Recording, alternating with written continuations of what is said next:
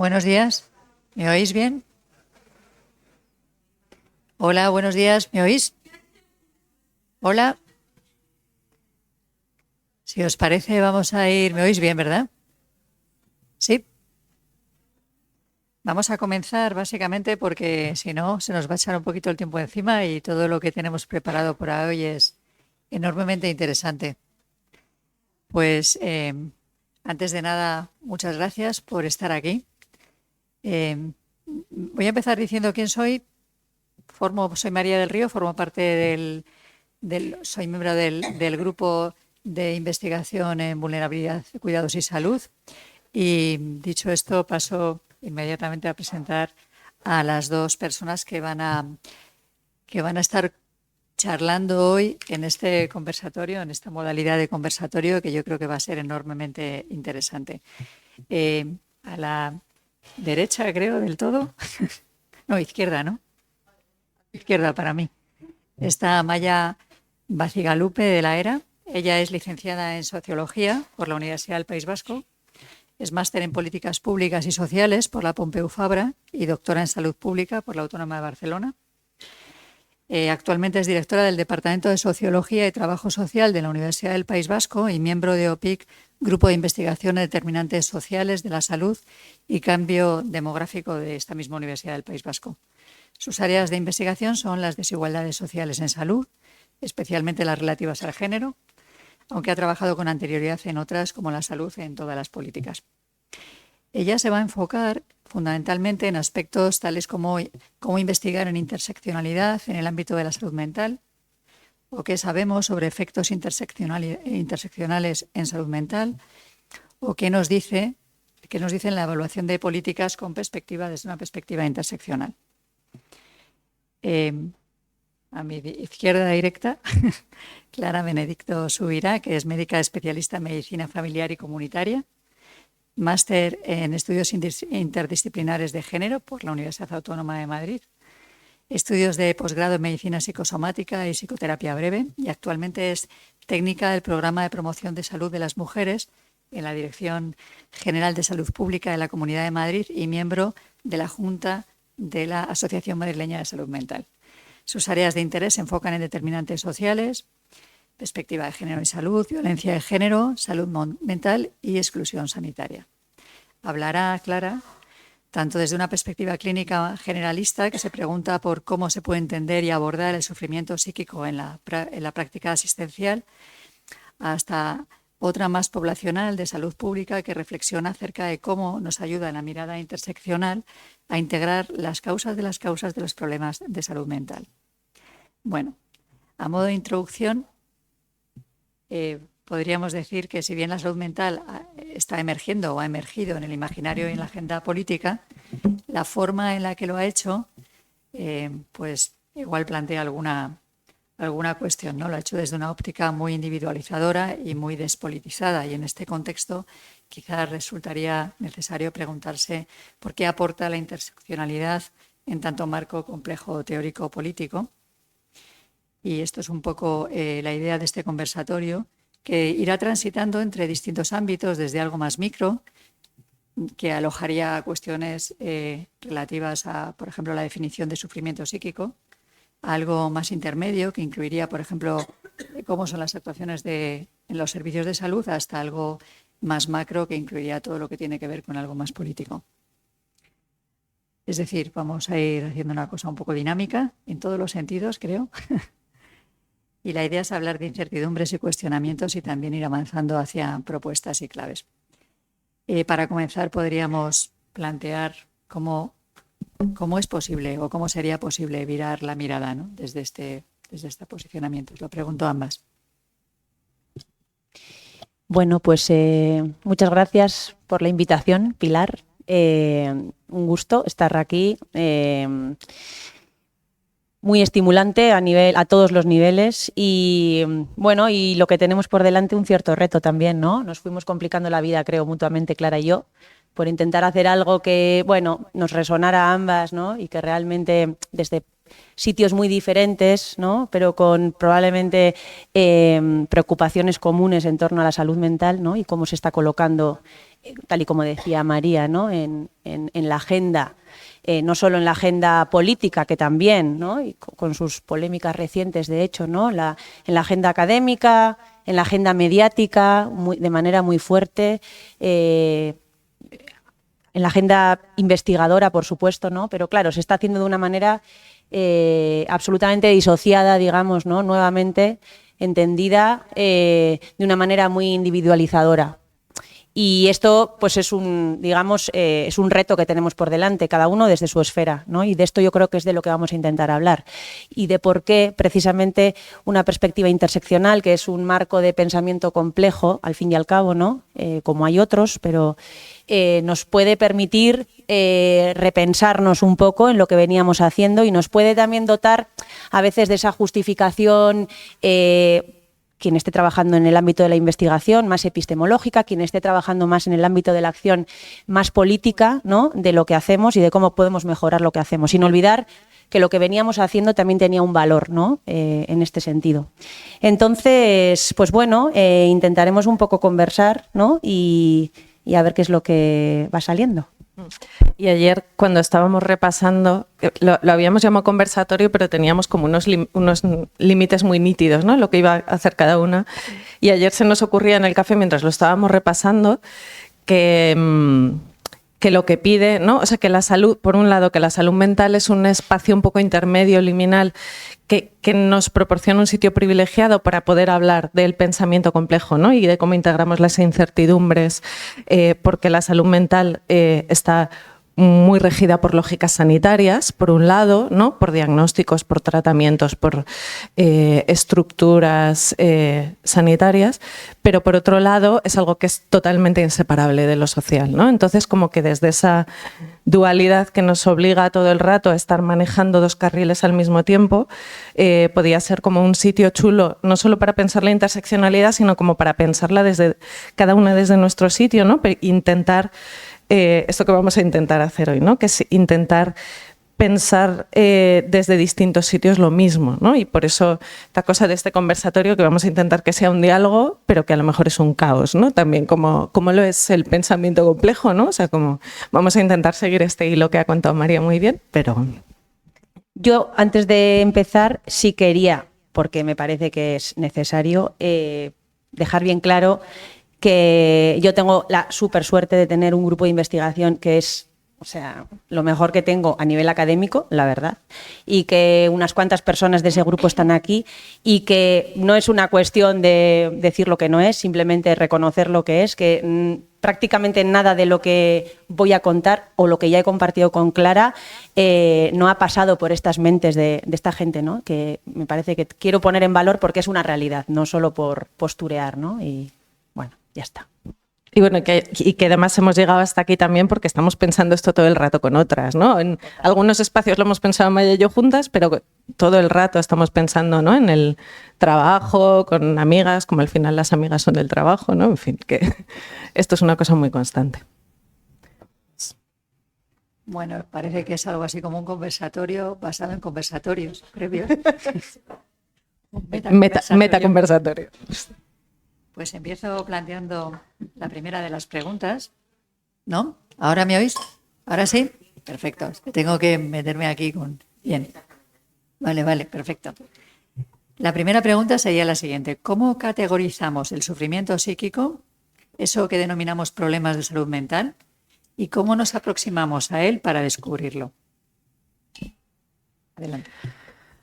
Vale, una de las cosas que nos parecía importante hacer aquí es como tirar todo el rato paralelismos entre la salud mental y la interseccionalidad, ¿no? Porque al final la forma de pensar ambas cosas tiene mucho en común. Esto es gracioso porque esto es una diapo que yo uso mucho y que es Hannah Arendt, pero que el burruño este que le sale de la cabeza, que yo lo hice hace varios años, en realidad tiene muchísimo que ver con lo que contaba ayer Lucas, ¿no? De la interseccionalidad. O sea que bueno, que la idea es decir un poco que la interseccionalidad es algo que es que no es estático, ¿no? Que es contextual y es relacional, y que con la subjetividad, ¿no? Que es lo que construye la salud mental y lo que construye el sufrimiento, la subjetividad también es algo tremendamente contextual y relacional, ¿no? O sea, como que eso es algo muy común entre las dos, que depende, la subjetividad depende del momento cultural, social, histórico en el que estamos, la gente con la que nos relacionamos, también el espacio en el que estamos, ¿no? Y bueno, esto es un esquema para decir simplemente, ¿no? Que cuando pensamos en desigualdades, existe esto de las capas de la cebolla, ¿no? Desde lo más proximal, lo más individual, hacia lo que va siendo más macro y más distal, que todo esto está atravesado por los distintos ejes de desigualdad, ¿no? Que además no son polos, ¿no? O sea, no es una cosa o la otra, sino que son una línea continua en la que una se puede ir situando o le pueden ir situando a lo largo del tiempo y en distintos contextos, pero que además está esta segunda capa que está añadida en este esquema, ¿no? Que está entre un poco lo que es el individuo, ¿no? La conducta, la genética, la biología, ¿no? La biografía que cada uno, cada una haya podido tener, pero que está esta segunda capa que tiene que ver con lo que se construye en la comunidad, ¿no? El apego, los vínculos, los significados compartidos, la autoestima, la autonomía, cómo se desarrollan los cuidados, cómo se entiende la interdependencia, ¿no? La confianza, todas estas cosas. Que esto no está en los esquemas clásicos de desigualdades, ¿no? Y sin embargo es un poco como la caja negra, ¿no? Es como el estrato intermedio que explica muchas de estas cosas. Y luego también pensábamos en esta idea de pensar en paralelismos, en la metáfora del cesto de manzanas de María Rodó Zárate, que es lo último que contó Lucas ayer en su presentación, ¿no? Y que lo que dice la metáfora esta es que tú puedes mirar a las manzanas desde distintas formas de categorizar, ¿no? Tú puedes decir, pues por el color hay manzanas rojas, amarillas, verdes, por el sabor hay más ácidas o más dulces, por la textura, por el tamaño, ¿no? Por la consistencia, por una serie de cosas, pero cada manzana tiene esas propiedades que son indisolubles de la propia manzana. Y las categorías que tú utilizas para describir las manzanas te pueden servir, ¿no? Para en un momento dado, y a veces te pueden incluso estorbar para entender qué es la manzana, y que con las categorías diagnósticas pasa un poco lo mismo, ¿no? O sea, que nos manejamos, ayer Carmen también lo comentaba un poco de pasada en el turno de preguntas, que es la clasificación que manejamos, que es una y es muy hegemónica, que es el DSM, la versión 5 ahora mismo.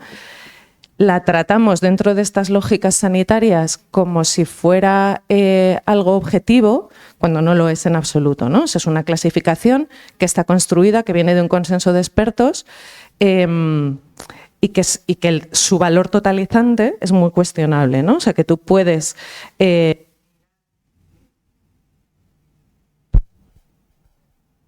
¿Sí? Sí. Que tú puedes mirar a la realidad desde el prisma que te proporciona esa clasificación.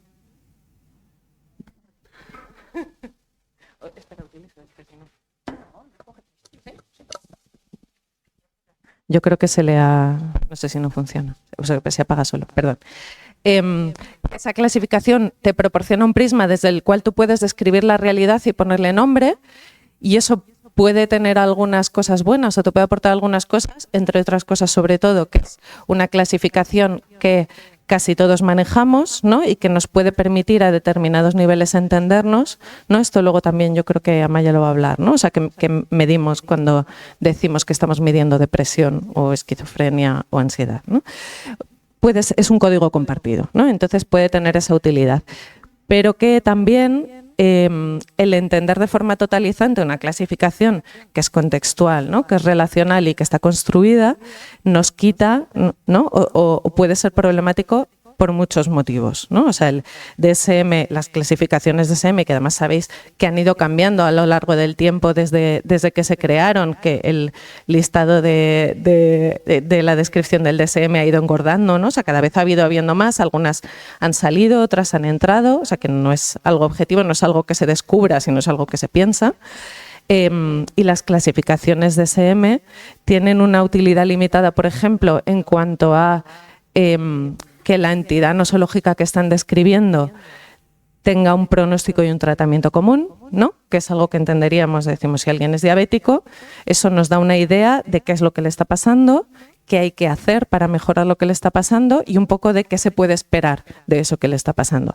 Y los diagnósticos psiquiátricos no nos dan mucha información al respecto, ¿no? O sea, hay una heterogeneidad muy importante, tanto como en pronóstico como en tratamiento, pero además hay un grado de superposición muy importante, ¿no? O sea, el kappa, o sea, la variabilidad entre personas que diagnostican a personas es muy alta, mucho más alta lógicamente porque es algo humano dependiente que cualquier test diagnóstico, aunque se elabore en escalas, ¿no? Que también tiene una cierta dificultad por lo subjetiva que es para diferenciar lo normal de lo patológico y también para diferenciar lo que es clínicamente significativo, ¿no? Y esto es bastante relevante porque esto es lo que nos lleva desde el sistema sanitario a tomar determinadas decisiones respecto a, ¿no? a qué hacer con el sufrimiento de una persona, que además son diagnósticos. Sabéis que los diagnósticos de DSM te viene el título y luego te viene una serie de criterios de los cuales hay que cumplir tantos de tantos, ¿no? O sea, es la forma en la que funciona el DSM. Y el DSM es un diagnóstico descriptivo, no es explicativo. O sea, si tú tienes depresión, eso no te está explicando qué es lo que te está pasando, ¿no? Lo que hace es describir los síntomas que tienes, ¿no? Esto es importante porque son diagnósticos que nos permiten a lo mejor funcionar con una cierta validez interna. Podríamos hablar mucho sobre esto, pero con una cierta validez interna, pero no explican lo que le está pasando a esa persona. Para explicar lo que está pasando a esa persona hay que preguntarle qué es lo que le ha pasado a esa persona, ¿no? Y además, pues tienen muchos conflictos de interés, ¿no? Que esto es una cosa que se lleva hablando muchos años y es porque algunos diagnósticos entran, otros salen, porque, como decía ayer Carmen, se ha patologizado primero a la comunidad LG, o sea, a lesbianas y gays, después a las personas trans, ¿no? Como hace muy pocos años que se ha despatologizado el ser una persona trans, como esto ha pasado con las mujeres, ¿no? O sea, como que esto está psiquiatrizado y estos son diagnósticos que ahora no están, pero que antes estaban, ¿no? Sí, dale. Es que es la idea. Sí, hace no tanto caí con un estudio que se publicó en BMJ como hace 3 o 4 años sobre la composición de los grupos de trabajo de la última versión del DSM y creo recordar que era como el 68% de los miembros tenían importantes y a veces se catalogaban entre leves, importantes y no me acuerdo, ¿no? Importantes y graves conflictos de interés con la industria farmacéutica, ¿no? O sea, casi 70% de las personas que deciden lo que entra y lo que sale de una clasificación, ¿no? Que luego que performa de manera muy relevante a nivel clínico y a nivel social, ¿no? Que creo que también es... Total. Importante es que no quiere decir que cobren, quiere decir que cobran mucho. O sea, cobran todos, ¿vale? De la industria farmacéutica. O sea, que millones. Estaba calculado en ese estudio, millones. Una cosa exagerada. Claro. Entonces, bueno, que la forma en la que catalogamos el sufrimiento mental desde el sistema sanitario es una clasificación construida, esta es la idea, y que en algunos aspectos es problemática, ¿no? Y que nos puede servir para algunas cosas, es un código que tenemos, pero bueno, pues que hay que entenderlo, igual que ayer se hablaba de lo problemáticas que pueden ser las categorías, pues esto es una categoría más también, ¿no? Que puede ser problemática. Y lo que pasa es que esto le añade más complejidad, ¿no? O sea, si es difícil investigar con perspectiva interseccional la diabetes, pues la salud mental mucho más, ¿no? Pero bueno, esto también, yo creo que una cosa buena que nos ha aportado la perspectiva interseccional a la salud mental es que no podemos mirar a la salud mental individual desde una perspectiva interseccional sacando fuera del cuadro las causas de las causas, ¿no? O sea que si tú miras con una perspectiva interseccional no puedes ser biologicista, ¿no? Si lo haces bien. Entonces que esto es una aportación muy importante porque nos permite ver mucho más del cuadro, aunque todo ese del cuadro pues nos complejice lo que estamos viendo. Entonces, desde una perspectiva interseccional, nos ayuda un poco a pasar, que esto pasa también con las desigualdades, ¿no? Nos ayuda a pasar un poco de lo que son las identidades estáticas a pasar a ver los sistemas que están construyendo y performando esas identidades. Y que si pensamos en salud mental en identidades,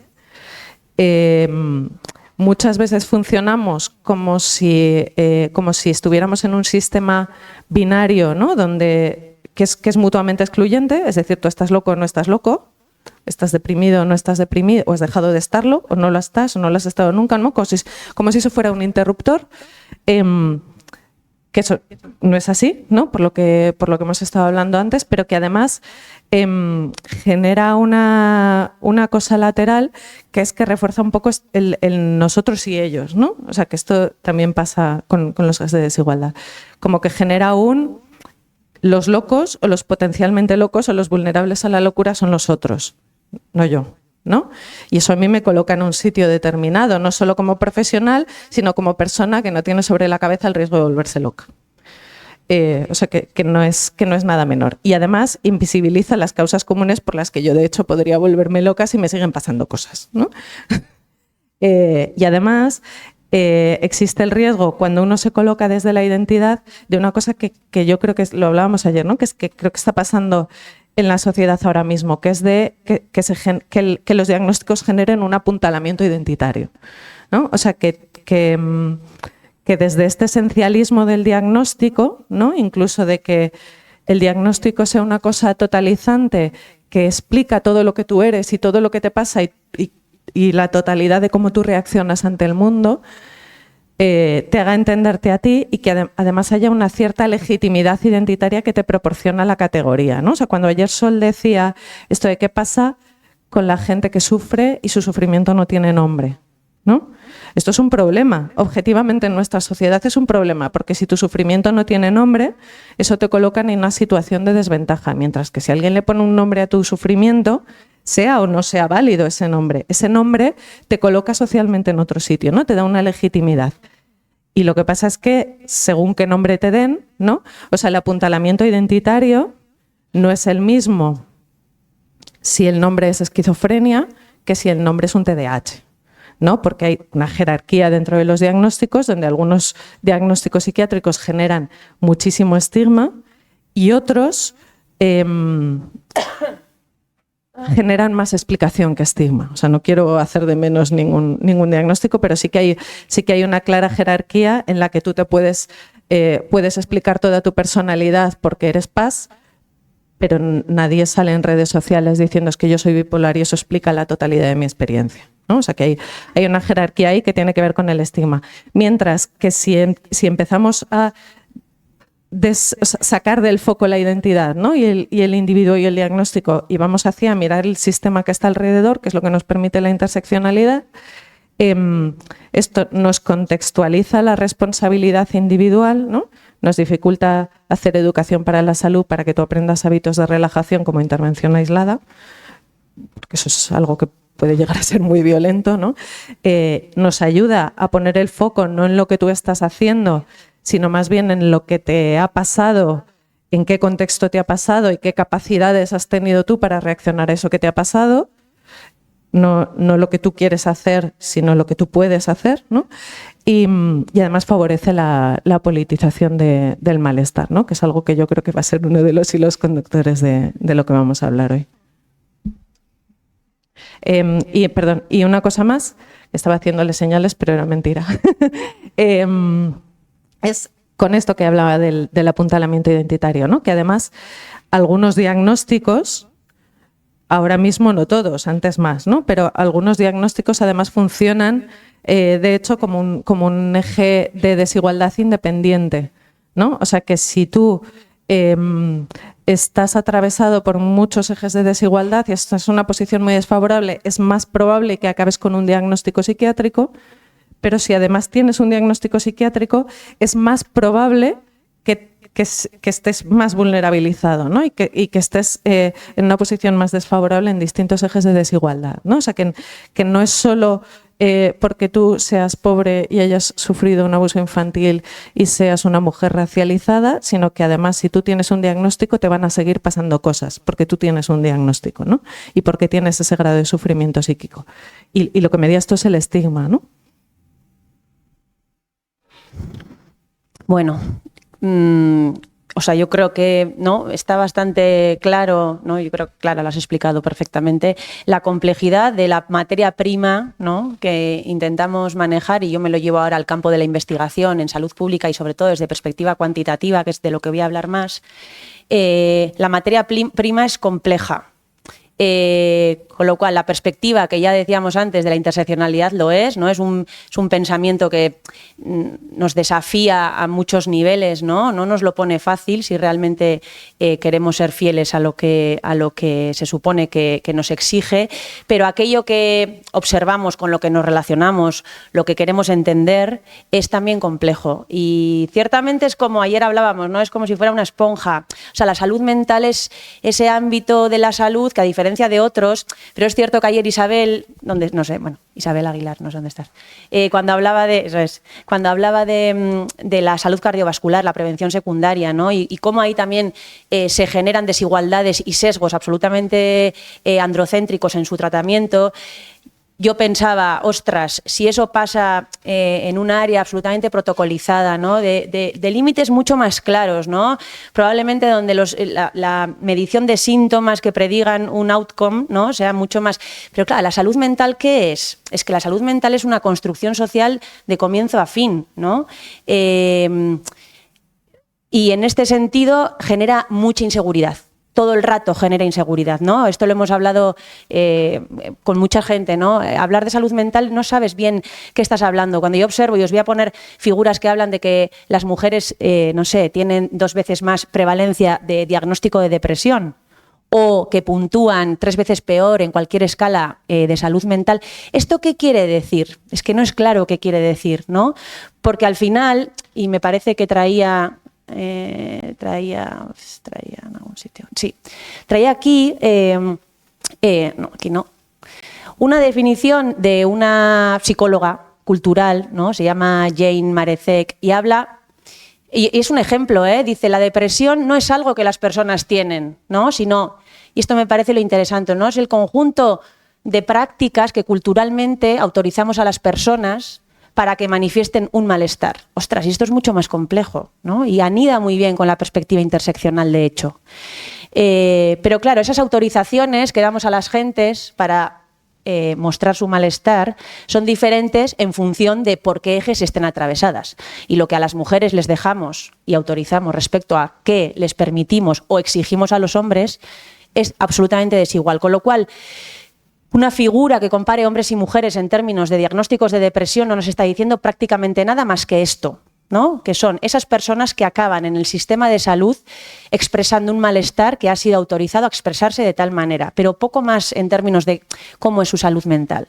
Y esto es un poco, te puede llegar a meter en un bucle como epistémico un poco peligroso, ¿no? De pensar que no eres capaz de avanzar en este tema y que tampoco es esto. Entonces, yo creo que a veces pienso un poco, y ayer hablábamos un poco de la investigación, de las metodologías, ¿no? Y yo, a raíz de esas intervenciones, pensaba, es que claro, la investigación es como el arte, ¿no? Porque al final es un arte de irte desprendiendo, ¿no? De la mejor manera que puedes, de dimensiones que piensas que son relevantes, pero que sospechas que no vas a poder manejar en toda su complejidad, hasta quedarte con algo que siga siendo coherente con cierto marco teórico y que te permita actuar políticamente. Algo así es la investigación. Entonces, claro, depende de qué estés mirando, ¿no? No estoy hablando de objeto-sujeto, pero bueno, depende de qué mires y desde qué óptica la quieras mirar. Esto es súper complejo, ¿no? Y a mí me bloquea bastante a nivel general. En este libro, esta cita de Marecek no viene del libro de Culturas del Diagnóstico, que me parece muy recomendable y anida muy bien con todo lo que ha explicado Clara sobre qué es el diagnóstico, ¿no? Y cómo vivimos en estas culturas del diagnóstico que han hecho transitar estas entidades, ¿no? De su componente más médico o biológico o de trastorno bioquímico, ¿no? Que parecen estar explicándolas, a convertirse en entidades con vida propia, burocrática, social, identitaria, discursiva, semiótica. O sea, son estructuras, ¿no? Con las que nos manejamos para entendernos quién somos, ¿no? Y esto en población joven, y con Xavi lo hemos hablado y con el resto del equipo, ¿no? Muchas veces el significado que los diagnósticos tienen, ¿no? A nivel general, pero en población joven quizás particularmente ha cambiado, ¿no?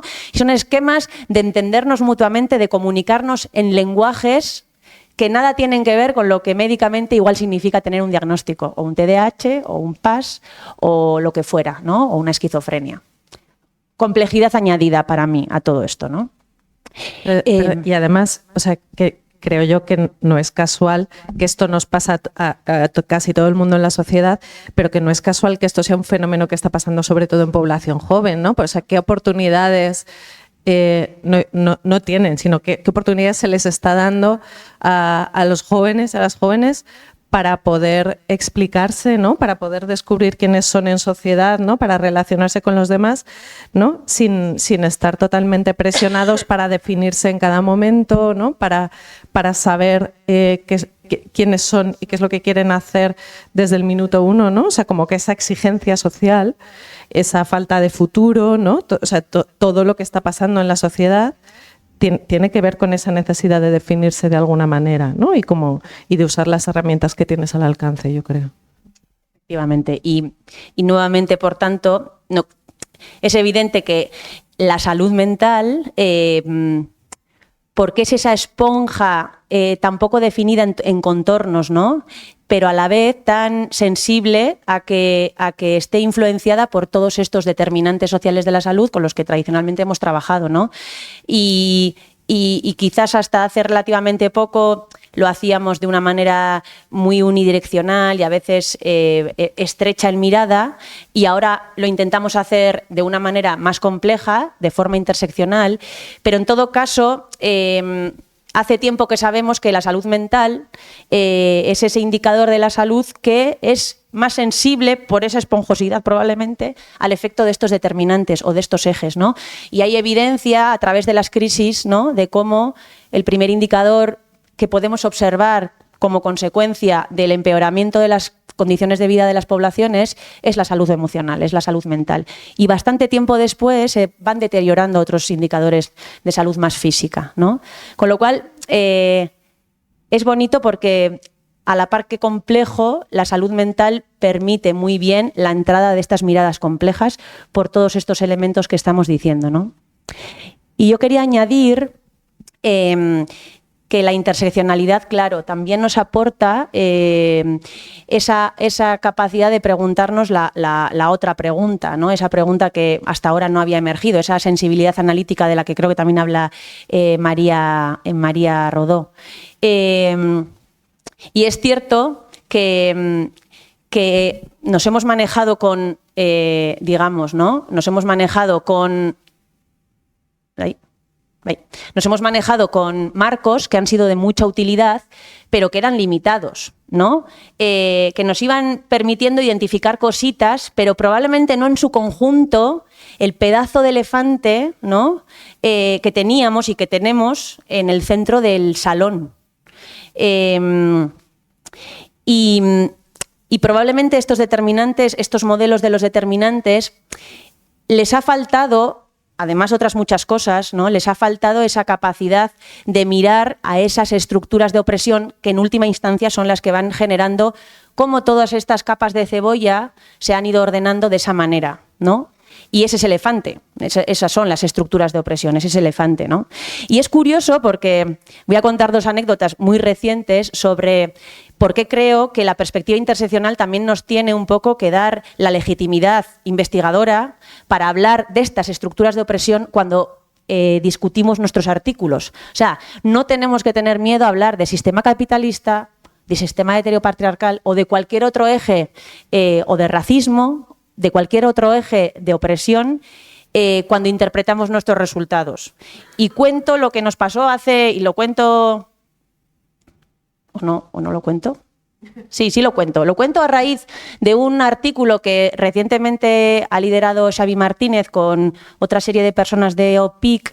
Que finalmente lo hemos podido publicar, pero que en su versión primera, para una revista española del ámbito de la política social, fijaros, Ante el comentario o ante el párrafo de hecho, en las últimas décadas, los manuales psiquiátricos de referencia han ido incorporando diagnósticos clínicos repletos de consideraciones sociales, al margen de justificaciones orgánicas o neurobiológicas. Bien, en este contexto, los psicofármacos, tal y como indica el concepto de Lifestyle Medicine, parecen estar ejerciendo un papel de sostén químico ante las exigencias sociales que requiere la organización social capitalista. Locura. Locura. Nos dice la editora. El párrafo se leería más fácilmente o sería más accesible sin estas frases, que además no parecen ser muy relevantes para el argumentario y los resultados. Ole sus huevos, ¿no? Una persona sin ideología. Una persona sin ideología. Bueno, ante esto, después de darle muchas vueltas y de pensar en quitar, en dejar, en no hablar de sistema capitalista y hablar de desigualdad socioeconómica, no sé, de muchas estrategias que pensamos en su momento, retiramos el artículo. Y que ya estaba, que he visto, este extracto está sacado de un documento que se llama versión final. O sea, ya había pasado por varias y esta era la versión final, ¿no? Y fue como, bueno, ya está. O sea, bien. Ejemplo 1, ¿no? Ejemplo 2, muy reciente también, de hace un par de semanas. Comité de ética de un TFM sobre discapacidad como factor de inequidad al acceso al sistema de salud en Euskadi. También, una locura de tema. Título del TFM. Inequidades en el acceso al Servicio Público Vasco de Salud, un estudio cualitativo de experiencias de personas con discapacidad. Comentarios. Este comité observa un sesgo manifiesto en el planteamiento y enunciado del estudio. Tal y como está redactada la actividad de investigación, se da por sentado a lo largo de toda la memoria que la inequidad existe. Tócate los huevos. Por ejemplo, en el inicio del resumen se indica que se trata de contribuir a describir, esto lo dice la estudiante, la inequidad en salud en razón de discapacidad en el sistema sanitario público vasco, con la posible influencia que esto tiene en la objetividad e imparcialidad requerida en la observación e interpretación de los datos. Por ello, tal. Siguiente comentario, eran 19 comentarios. Por favor, el título, acotarlo. Y poned caso de estudio o algo similar, dado que se trata de una muestra pequeña y centrada en los servicios de salud en un territorio concreto. Es que aquí estamos, que nosotras aquí estamos hablando de cosas muy tal, pero con esto tenemos que lidiar. La gente normal, ¿sabes? Es un tema. Es un tema. Normal.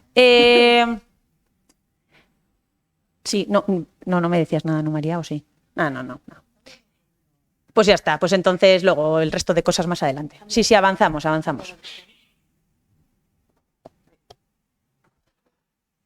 Vale, a ver si consigo que me oigáis bien. Pues además la siguiente pregunta va muy hilada con esto último que acabas de decir, ¿no? Que sería cómo abordamos el sufrimiento mental desde los sistemas sanitarios. ¿No? ¿No se me oye bien? ¿Ahí mejor? Venga. ¿Cómo abordamos el sufrimiento mental desde los sistemas sanitarios y qué nos dicen los datos sobre cómo se aborda desde una óptica interseccional? Por eso decía que está muy bien el introducir la pregunta aquí, si os parece bien. Voy a empezar yo para enlazar precisamente con lo anterior y aquí os quiero contar un poco una pequeña historia de lo que nosotras hemos ido trabajando intuitivamente desde una perspectiva interseccional, más explícitamente después e intentando hacer las cosas un poco de manera más adecuada, quiero decir, pero en todo caso os cuento la historia, que es la historia, digamos, en el ámbito de la salud mental, que lo podíamos haber observado en cualquier otro ámbito de la actuación de los sistemas de salud, de cómo opera la ley de cuidados inversos, ¿no? Que yo creo que podríamos, o sea, ley de cuidados inversos, añadiría, que inversos son, pero proporcionalmente directos a el número de ejes de desigualdad que acumulamos, ¿no? Bien. Por ser probablemente, y nuevamente digo, ¿no?, así como un espacio esponjoso de observación, ¿no?, y de intervención desde el ámbito clínico y político, es muy esponjoso, tengo la sospecha de que estos sesgos, ahora ya lo sé, pero teníamos la sospecha de que estos sesgos de género, en nuestro caso, que es lo que veníamos a mirar, podían operar de manera más fácil, como que entrar de manera más natural, decíamos ayer también, ¿no?, que en otros ámbitos en los que también opera, tal y como explicó Isabel ayer, ¿no? Pero bueno, probablemente sea más así, ¿no? Y luego, experiencias personales muy, o sea, duras, no de la clínica, porque yo soy socióloga, pero cuando he hecho formación, y hacemos cada año formación a residentes de medicina de familia, que muchos de ellos, no, todos ellos, todas ellas, rotan bastante tiempo por los servicios de urgencia de los hospitales en Euskadi, me han ido relatando historias de absoluto trato discriminatorio, ¿no? Porque creo que entonces el término de sesgo de género queda muy corto, ¿no? y realmente creo que queda corto. Cuando te hablan, por ejemplo, ¿no? Y en la última sesión fue muy duro escuchar cómo efectivamente mujer de origen latino entre unos 25 y 40 años son las lady crazies, ¿no? Entre los profesionales que atienden en la urgencia, ¿no? Y comunican en estos términos despectivos y discriminatorios, ¿no? Cuando se tienen que referir, en este caso, a mujeres que están atravesadas por este tipo de ejes, ¿no? O los XX, que hemos hablado muchas veces también, ¿no? Como en Osakidetza, y hace poco me enviaba un médico de familia amigo, ¿no? Como efectivamente la ausencia de segundo apellido para la gran mayoría, ¿no? Que yo tampoco era consciente de que esto era muy propio de nuestro contexto, ¿no? La falta de segundo apellido y la aparición de XX en el campo segundo apellido genera una identidad, ¿no? Y como ayer hablábamos de esto, ¿no? Como Lucas hablaba de que las clasificaciones generan sujetos políticos. Bueno, pues aquí lo tenemos, ¿no? En una urgencia que yo creo que es un espacio privilegiado, lo hablaba también con Sol el otro día, ¿no? Es un espacio privilegiado, y con Yolanda muchas veces, para observar este tipo de prácticas discriminatorias y sesgos de todo tipo, de género, clasistas, racistas, ¿no? ¿Y por qué? Porque requieren como de una actuación inmediata, una valoración muy rápida, ¿no? Y probablemente los estereotipos se disparan de manera brutal en ese ámbito, ¿no? Bueno. Todo esto para contaros algo que nada tiene que ver con las urgencias, ¿no? Pero que sí tiene que ver con cómo los sistemas sanitarios y los profesionales de la salud actúan probablemente de manera sesgada e interseccionalmente sesgada en este caso, la gestión de la depresión y la ansiedad, ¿vale? Entonces, claro, hace unos cuantos años, esto es un hallazgo absolutamente repetido en la literatura internacional, ¿no? Independientemente, voy a decir casi, del indicador que miremos en el ámbito de la salud mental, sean más indicadores clínicos, más indicadores que vengan de encuestas de salud, más basados en diagnósticos o en escalas o en pruebas de screening, lo que fuera, las mujeres tienden a puntuar peor, puntúan sistemáticamente peor, ¿vale? Ante esto, ¿no? Que estos son diferentes encuestas de salud, en este caso, de Euskadi, de España y la europea para España, nos preguntábamos hasta qué punto aquí había una explicación. Y el spoiler posterior es, bueno, aquí actúan muchas cosas, actúan que las mujeres estamos, digamos, en posiciones de subalternidad material y simbólica clara, ¿no? A nivel social, no hace falta esto entretenernos, y que probablemente esto haga que tengamos vidas que nos hagan sufrir más en términos de salud mental, pero nuestra pregunta era, ¿no será que en estas culturas del diagnóstico atravesadas por todos estos ejes a las mujeres nos estén sobrediagnosticando y sobreprescribiendo en comparación con los hombres? ¿Y cómo podemos hacer esto para intentar de alguna manera ajustar esa necesidad de salud de hombres y mujeres? Pues lo hicimos de una manera, digamos, muy poco sofisticada, ¿no? Porque las encuestas de salud a veces no permiten hacer todo aquello que una se pregunta, pero lo que hicimos fue igualar a hombres y mujeres, ¿no? Desde una concepción absolutamente binaria, tal y como la reflejan las encuestas de salud, ¿vale? Dicho eso, ajustamos la necesidad de salud de hombres y mujeres, ajustamos también cuán frecuentemente acudían a los sistemas, a la atención primaria, en este caso hombres y mujeres, y vimos que a pesar de hacer esta igualación, digamos, ¿no? de partida, a las mujeres nos diagnosticaban un 86% más en Euskadi de depresión y ansiedad. Y que a pesar de tener todos estos factores en cuenta, más cuánto nos diagnosticaban a hombres y mujeres, a las mujeres nos prescribían hasta un 50% más de psicofármacos que a los hombres, ¿vale? Esto fue el primer paso a lo que luego se convirtió en algo que puede ser similar a un pensamiento interseccional, ¿no? Esta primera consideración de uno de los ejes, que en este caso es el sexo-género. Bien. Empezamos a preguntarnos si este aparente sesgo de género en la atención podía variar en función de segundas variables, ¿vale? Y entonces, ¿qué hicimos? Prácticamente lo mismo. No pretendo tampoco que yo me guíe un poco de lo que veo y escuchadme, no tanto que entendáis igual, que muchas entenderéis perfectamente, pero otras igual no. Estos riesgos relativos, razones de prevalencia, ¿vale? ¿Qué es lo que vimos y qué es la historia que yo quiero contaros, con la que quiero que nos quedemos? Es que este sesgo de género no opera de manera equitativa, con una distribución igualitaria, digamos, a lo largo de los diferentes grupos sociales.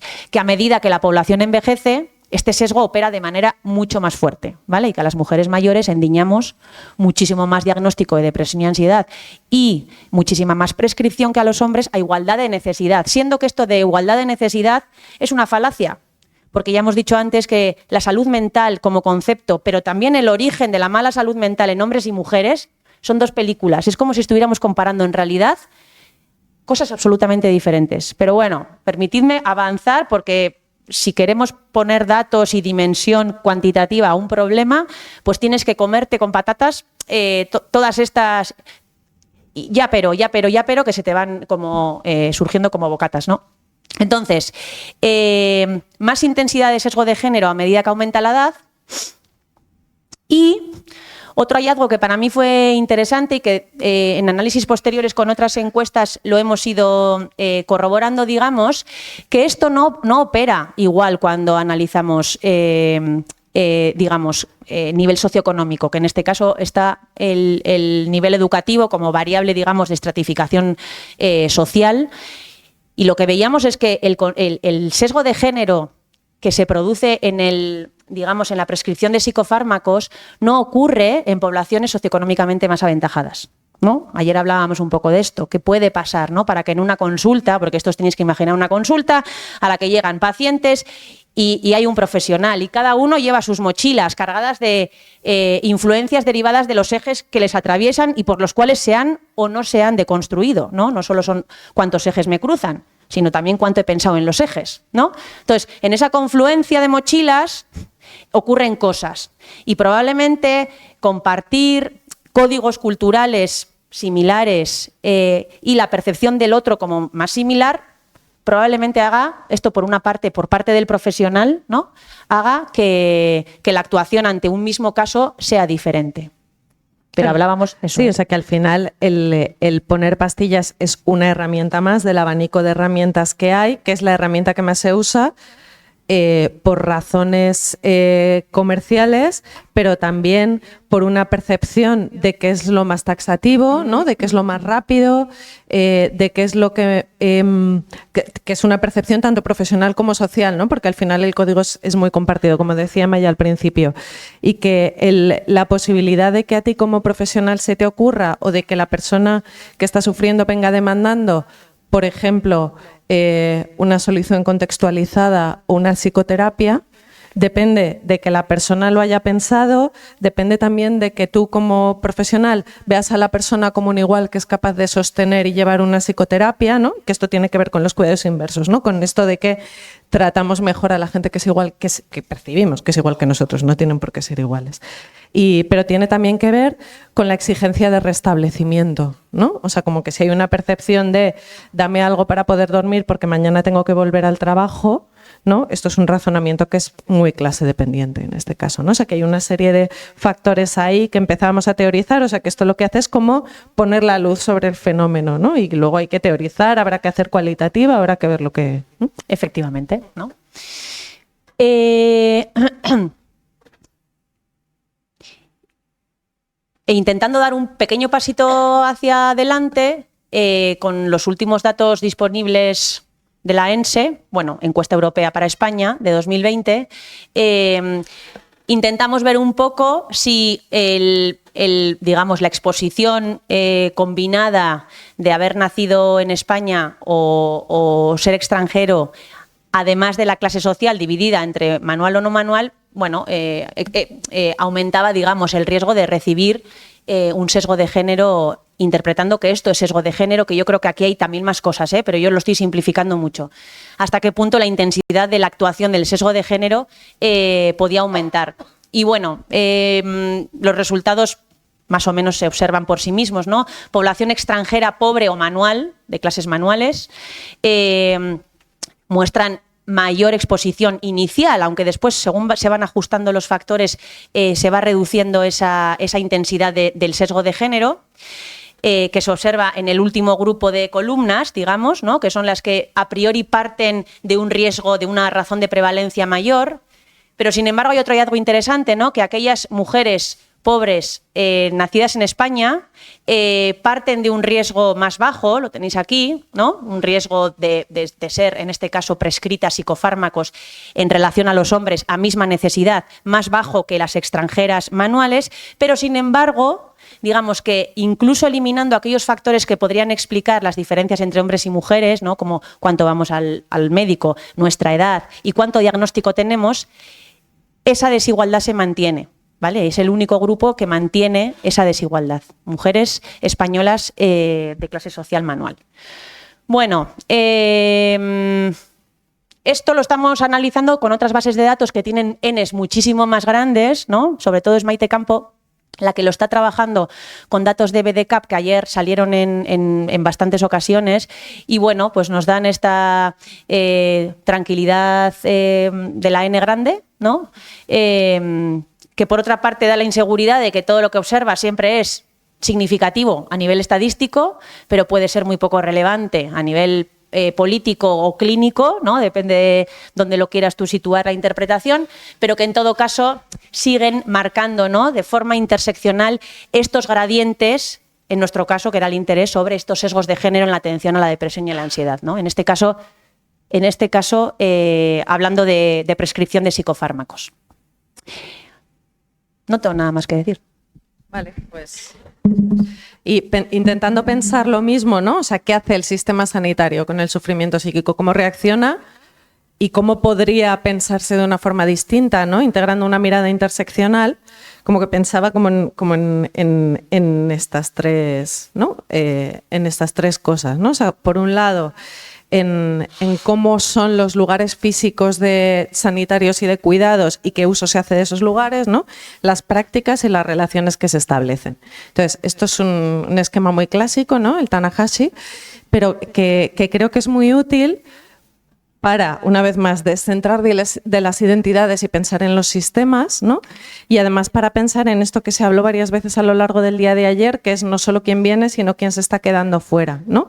Y además intentar un poquito conceptualizar y afinar por qué se está quedando fuera o en qué escalón o por qué motivo, ¿no? Y habla, vamos, lo conocéis la mayoría, me imagino, pero que habla de la disponibilidad, ¿no? O sea, el hecho de que existan servicios. Servicios pueden ser infraestructuras, recursos humanos, servicios, lugares, centros de salud mental, recursos de rehabilitación psicosocial para el trastorno mental grave, en fin, el que estemos valorando en ese momento.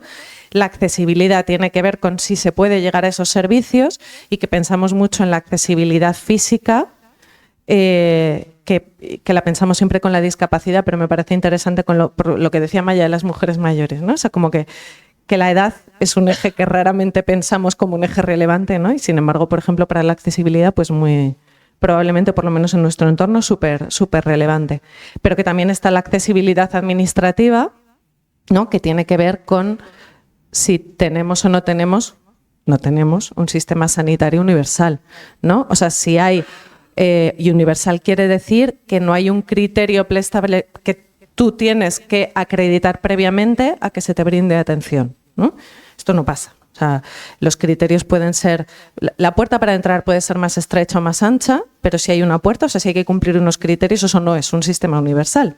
Y parece que esto es una locura decirla, pero pero es que venimos de eso de hace no tantos años, ¿no? Es una cosa que hemos perdido y que hemos normalizado haber perdido y que hemos normalizado que haya criterios, y lo que estamos discutiendo es cuáles son los mejores criterios, ¿no? Que eso es un marco que hemos permitido que nos mueva, ¿no? Tiene que ver con el Real Decreto 16/2012, pero también con lo que se ha hecho en el 18 y con todo lo que se ha prometido arreglar y no se ha arreglado desde el 2018. Y también tiene que ver con cómo esta laxitud de cómo se redactan las leyes, ¿no? Que también se hablaba ayer sobre otro tema, cómo eso se puede interpretar desde muchos sitios y se puede interpretar de una forma incluyente o excluyente. Y por lo que sea, pues en esta comunidad se interpreta de forma excluyente, ¿no? O sea que con la misma norma también hay prácticas distintas, que es lo que voy a hablar justo después. Y luego está la aceptabilidad, que tiene que ver con cómo es percibida la prestación del servicio y con si es acorde a los valores de la persona que necesita ese servicio, ¿no? O sea, la atención es estupenda, pero es transfoba. O sea, te están llamando por tu death name cuando te llaman para entrar en la consulta, o te están haciendo comentarios machistas, o no hay posibilidad de que se te preste atención en tu idioma porque tú no entiendes bien el español, o no hay materiales para discapacidades sensoriales, no hay materiales en lectura fácil de educación para la salud, todas estas cosas, ¿no? Nos estamos haciendo cercanos, estamos hablando, obligamos a la gente a que siga nuestras normas y hable nuestro idioma, ¿no? Como profesionales sanitarios, o estamos haciendo un esfuerzo por adaptarnos, ¿no? Lo que tiene que ver con la aceptabilidad. Y luego el contacto, ¿no? Es decir, es adaptada al paciente, es una atención de calidad. Sobre esto solo decir, ¿no? O sea que, y ya por empezar a tirar un poco hacia el tercer bloque, que tiene que ver con algo más o sea, menos dejar de cuestionar tanto y hacer algo más propositivo, ¿no? Tiene que ver con que un sistema basado en atención primaria y un sistema universal, ¿no? Favorecen que los lugares existan, se usen y sean accesibles y sean aceptables para las personas que los necesitan, ¿no? Luego, respecto a las prácticas, esto es un cuadro sobre Pinel, 1795, si sabéis la historia muy resumidamente. Esto es la Salpêtrière, que era un asilo de París muy famoso. Entonces Pinel, que era un señor muy inteligente, llegó y dijo: Dios mío, los locos están mezclados con los pobres en este asilo, ¿no?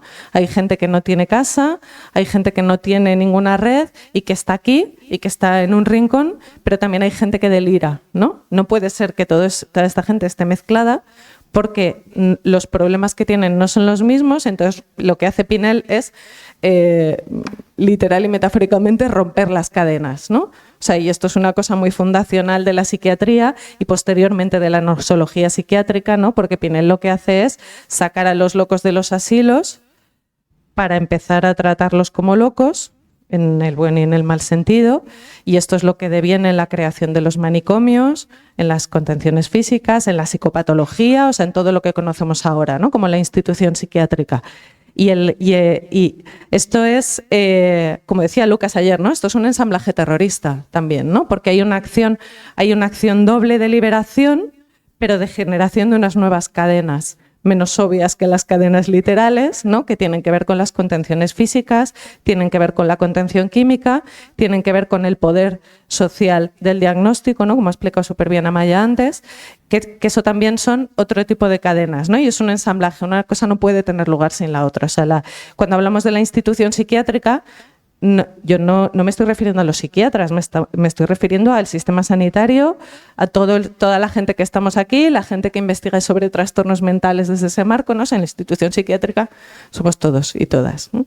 Entonces, el tema es que en ese momento el encargo de la institución psiquiátrica, esto lo cuenta muy bien Belén González, ¿no? O sea, que cuáles han sido los encargos de la institución psiquiátrica a lo largo del tiempo, porque la institución psiquiátrica, igual que la interseccionalidad, ¿no? Es algo contextual y relacional. Entonces, en cada sociedad la función es una y va cambiando. Y ahora mismo lo que hace la institución psiquiátrica es normativización, es disciplinamiento, pero sobre todo lo que hace es validar un modelo social, ¿no?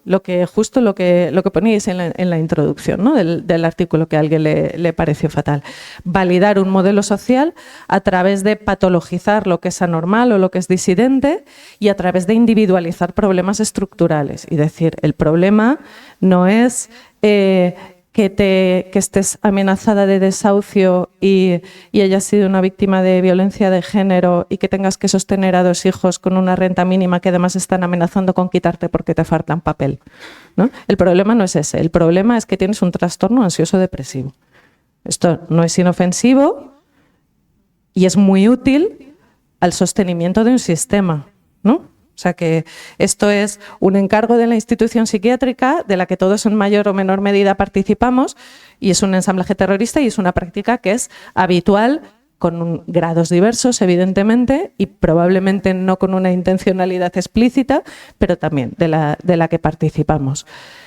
Y luego, hablando de las relaciones que se establecen en el sistema sanitario y de las que se podrían establecer, ¿no? Desde una perspectiva interseccional, quería yo distinguir entre las personas usuarias y entre profesionales, porque la segunda me parece que no se habla y es como yo creo que muy performativa de cómo se está trabajando desde hace unos años en el sistema, ¿no? O sea, que con las personas usuarias tú puedes hacer un acompañamiento consciente de esa vulnerabilización, ¿no? de todos esos ejes de desigualdad y construida en una confianza mutua y en una conciencia de que tú, por ser sanitaria, por muy guay y muy de izquierdas que seas, estás ejerciendo una relación de poder porque eres el sistema sanitario, porque eres una profesional, por todo eso.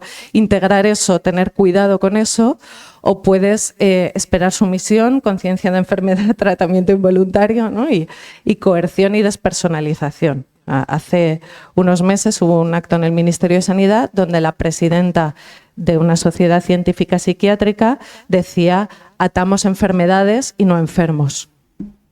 No hay más palabras, señoría. O sea, esto es, ¿no? Esto es coerción y es despersonalización, sobre todo. O sea, no hay más objetificación que esta. O sea, me parece grave lo que dice, pero lo que me parece especialmente grave es que eso se pueda decir, ¿no? En un espacio que es de todos y en público. Me parece muy sintomático, ¿no?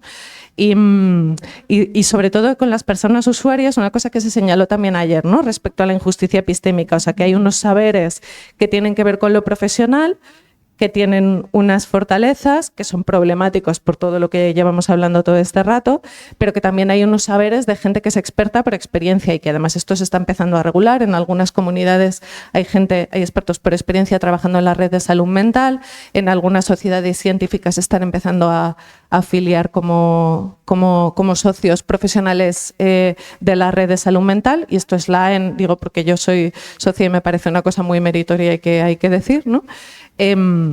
Y que cómo lo hacemos, ¿no? O sea, reconocemos ese saber por experiencia o lo vemos como algo que me cuestiona a mí y que está en competencia directa con mi saber, que entonces se siente amenazado, ¿no? O sea, cómo nos colocamos con respecto a eso.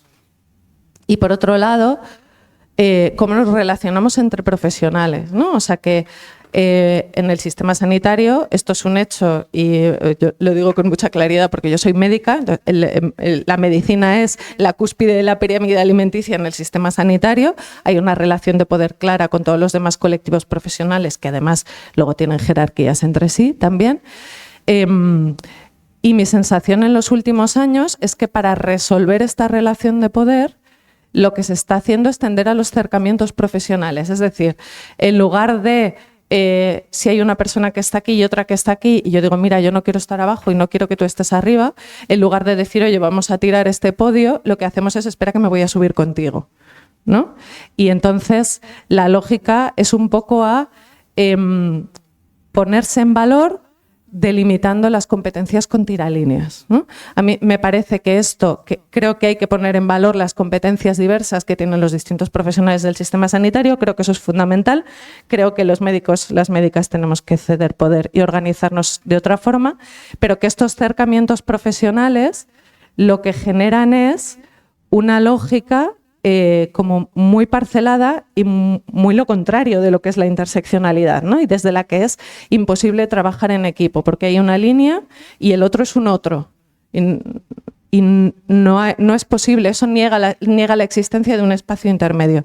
Para que ese espacio intermedio exista hay que tener una conversación sobre cuáles son las relaciones de poder, ¿no? Y abordarlas. O sea, me parece que es una premisa fundamental y que a veces se puede vivir como algo injusto esto que estoy diciendo, pero me parece que no hay otra forma tampoco de hacer esto, ¿no? O sea, que desde estos acercamientos profesionales a lo que vamos es a que no se pueda trabajar en equipo, a que no se pueda hacer atención primaria y a que no se pueda atender de forma integral a las personas.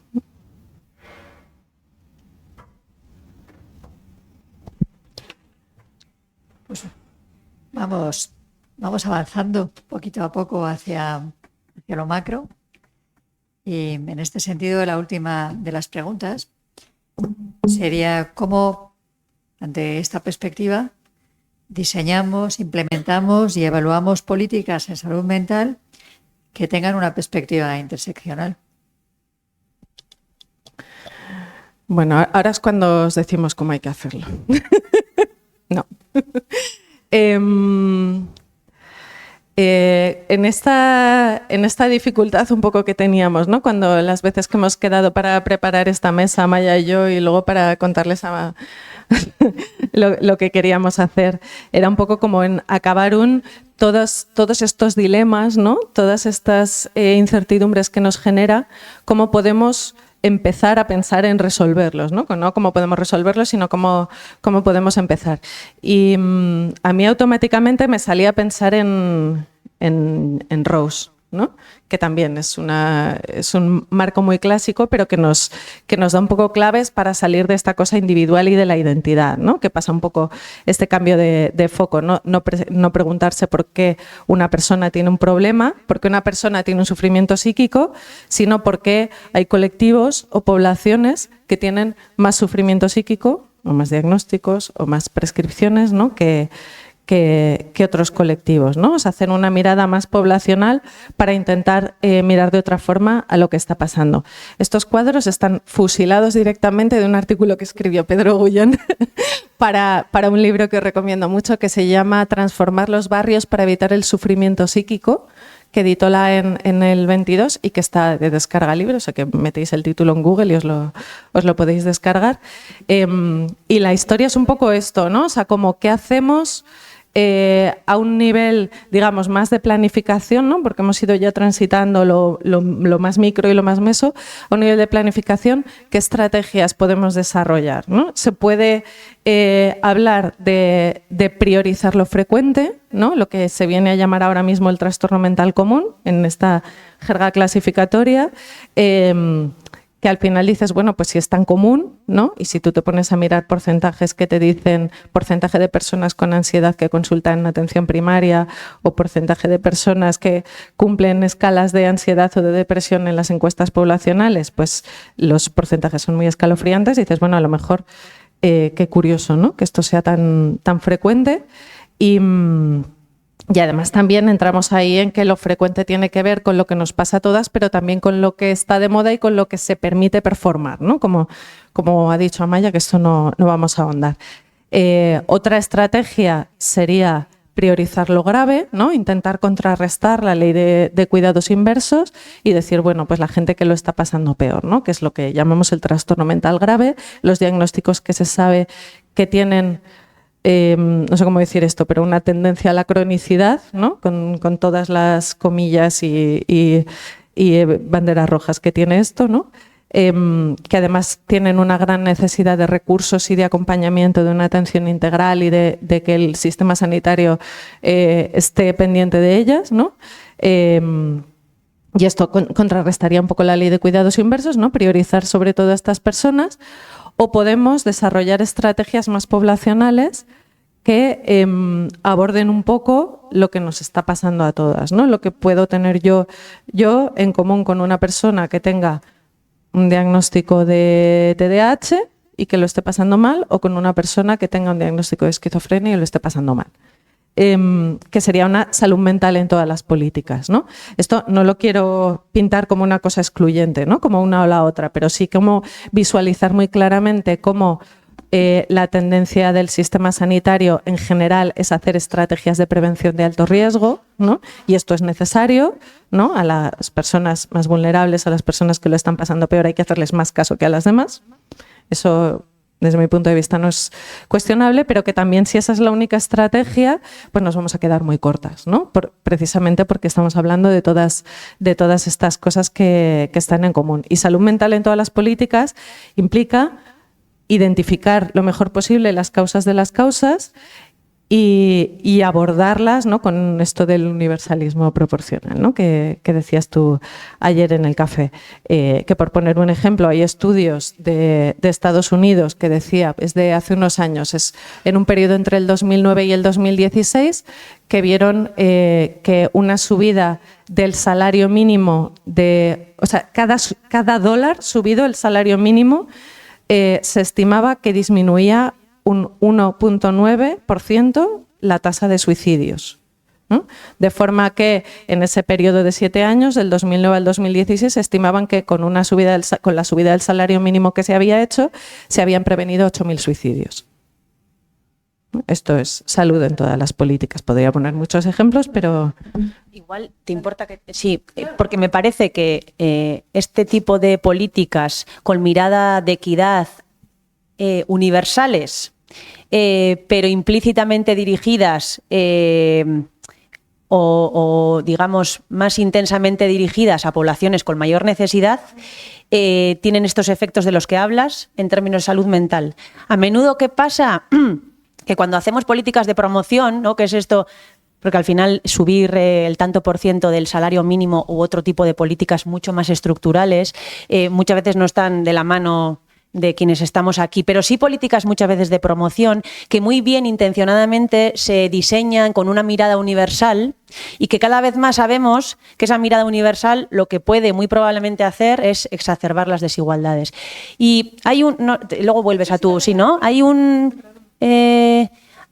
varios, pero simplemente así, ¿no? Un estudio que se hizo hace unos cuantos años en el ámbito del Reino Unido, en Inglaterra, que hablaba un poco de cómo de bien o mal llegaban las ayudas dirigidas a hacer promoción de salud y promoción de salud emocional en concreto en escuelas, ¿no? Desde una óptica aparentemente universal, ¿no? Cómo acababan llegando y quién se acababa aprovechando de esto, ¿no? Que va a ligar un poco luego con, efectivamente, estrategias de alto riesgo, ¿no? Que llevadas al ámbito poblacional es, bueno, ¿dónde tengo que intensificar? ¿Dónde me tengo que estar preocupando más de que aquello que he planificado con una mirada de café para todas igual no llega a todas, ¿no? Y era muy interesante porque no hay muchos estudios de este tipo, hay algún otro, hablaban de que en función, en este caso, del nivel de privación del área a la cual correspondía la escuela, pues había un riesgo añadido, ¿no? De aprovechamiento de un 38%. O sea, las escuelas situadas en lugares menos deprimidos socioeconómicamente tenían un 38% más de probabilidad de acogerse a este tipo de ayudas, finalmente de políticas de promoción, ¿no? Entonces, bueno, como cuidado con lo que hacemos, porque a veces pensamos que hacemos y que hacemos bien y lo que estamos haciendo es precisamente lo contrario a lo que queremos. Y de todas formas... Que es muy Rose, quiero decir, que es muy esto que estás diciendo. Totalmente.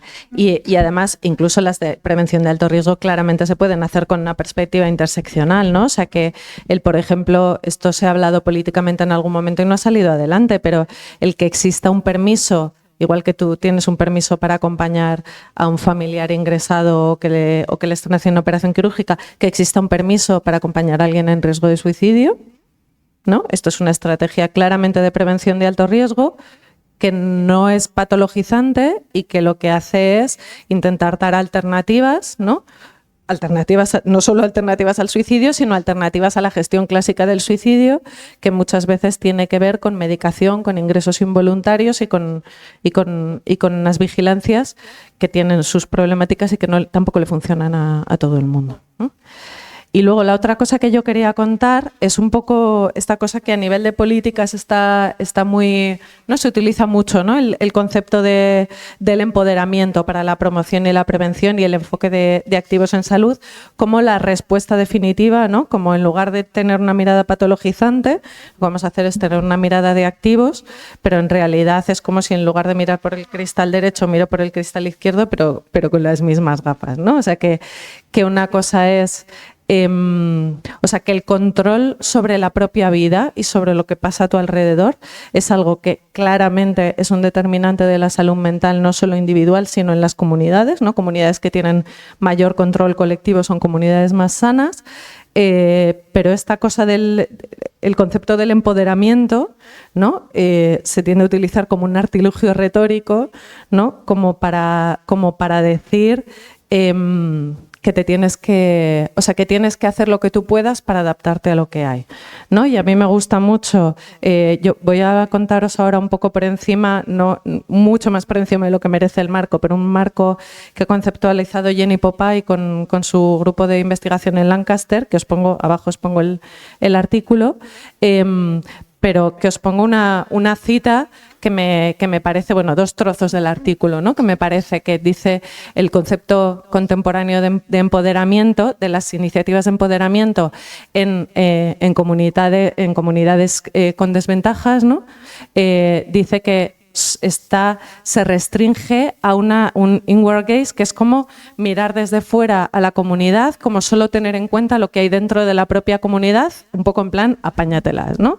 Y que esa mirada tiene su valor, pero que esa mirada, cuando se hace desde este punto de vista del empoderamiento, niega el ver todo lo que está pasando alrededor de esa comunidad y que está condicionando sus capacidades y niega que haya una transformación social y política para alcanzar una mayor equidad dentro de esa comunidad y fuera de esa comunidad hacia ella, ¿no? Y además dice, muchos proyectos del ámbito local que adoptan un abordaje basado en activos, ¿no?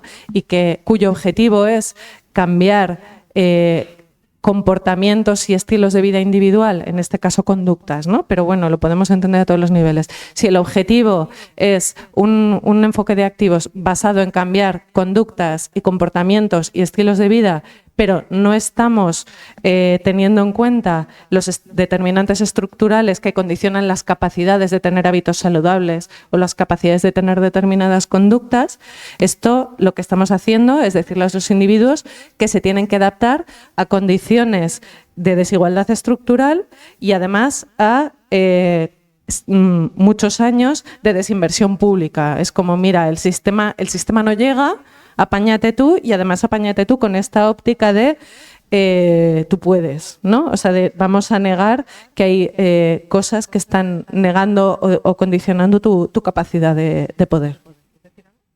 No. Que te veía ahí muy... No, sí, estaba pensando que no sé si el concepto de resiliencia es como prima hermana de a mí, yo le tengo bastante manía al concepto de resiliencia, la verdad. Porque se usa, pero igual que empoderamiento, o sea, no por la palabra, sino por cómo se usa la palabra y porque se suele usar en este tipo de contextos, ¿no? Como para poner el foco en el individuo o en una comunidad aislada y para invisibilizar todos los condicionantes, ¿no? que están ahí. Y precisamente con el objetivo de visibilizar estos condicionantes, Jenny Popai tienen 3 artículos que se llaman 1, 2, 3 y que hablan sobre esta estructura ¿no? Esta conceptualización de cuáles son los poderes que limitan el poder dentro de la comunidad y los poderes internos a la comunidad que pueden ser emancipadores. Entonces ella describe estos poderes, que ahora os los leo, y lo que habla es un poco como de que hay que identificar estos poderes, desarrollar e intentar potenciar los poderes emancipadores, y esto implica que sea la propia comunidad quien se organice, quien decida cuáles son los objetivos y quien lidere el llevarlos a cabo, y intentar controlar los poderes limitantes que son externos a la comunidad, ¿no? Ella habla del poder forzoso que es directo y es visible y tiene que ver pues, con el ejército, las fuerzas y cuerpos de seguridad del Estado, las leyes del Estado, ¿no? Habla también del poder institucional, que es menos visible, ¿no? pero que pero que es visible y es explícito y que tiene que ver con las normas, con los procedimientos, con las pautas organizativas de lo que se puede y no se puede hacer y cómo hay que hacerlo, ¿no?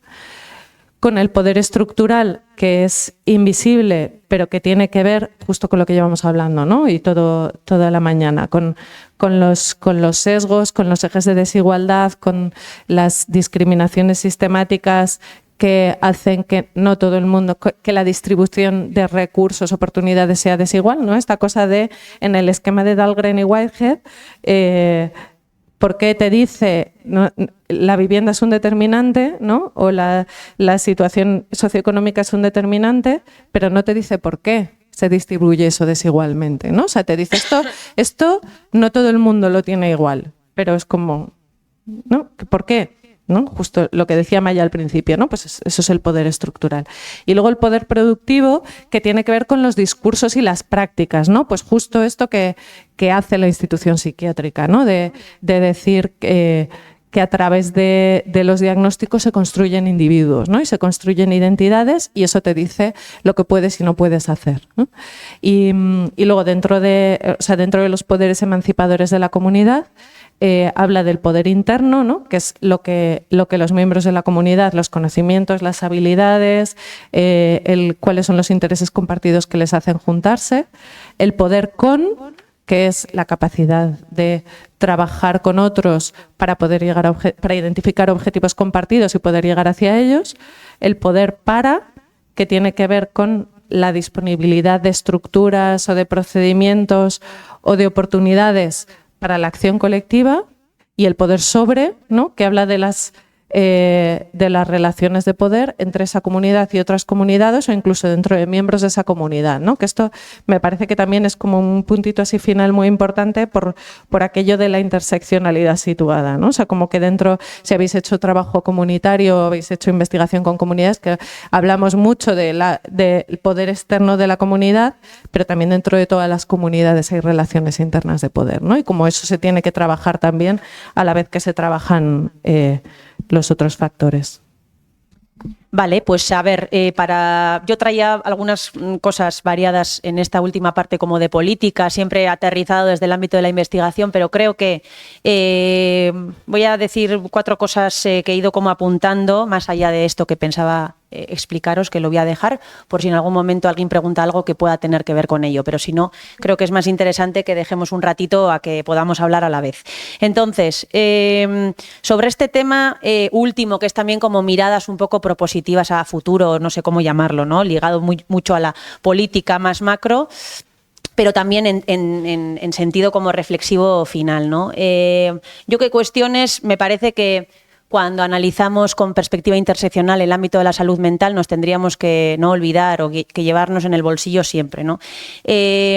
Primero, no olvidarnos de esta mirada, digamos, sociocultural, constructivista de la salud mental, que incomoda mucho, que da muy poca certeza sobre lo que estamos manejando, pero que es súper importante para no reificar, para no objetivar y naturalizar, porque esto sí que nos da mucha tranquilidad, ¿no? Pero, sin embargo, probablemente sea de muy poca responsabilidad, ni científica, ni política, ni de ningún tipo, estar afirmando cosas que realmente no sé bien ni qué están indicando. Esto como de primera enseñanza que yo me llevo después de reflexionar sobre todo esto, ¿no?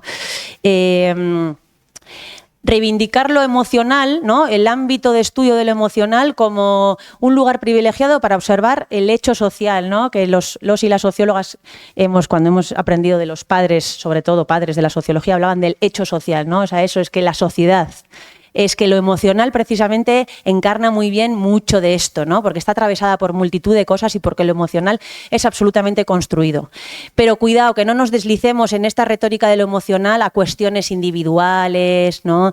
De la autoayuda, de los libros de Coelho y todo, bueno, todo está, o sea, me parece que tiene un poco este riesgo también a veces, ¿no? O de Marian Rojas. También, buen apunte.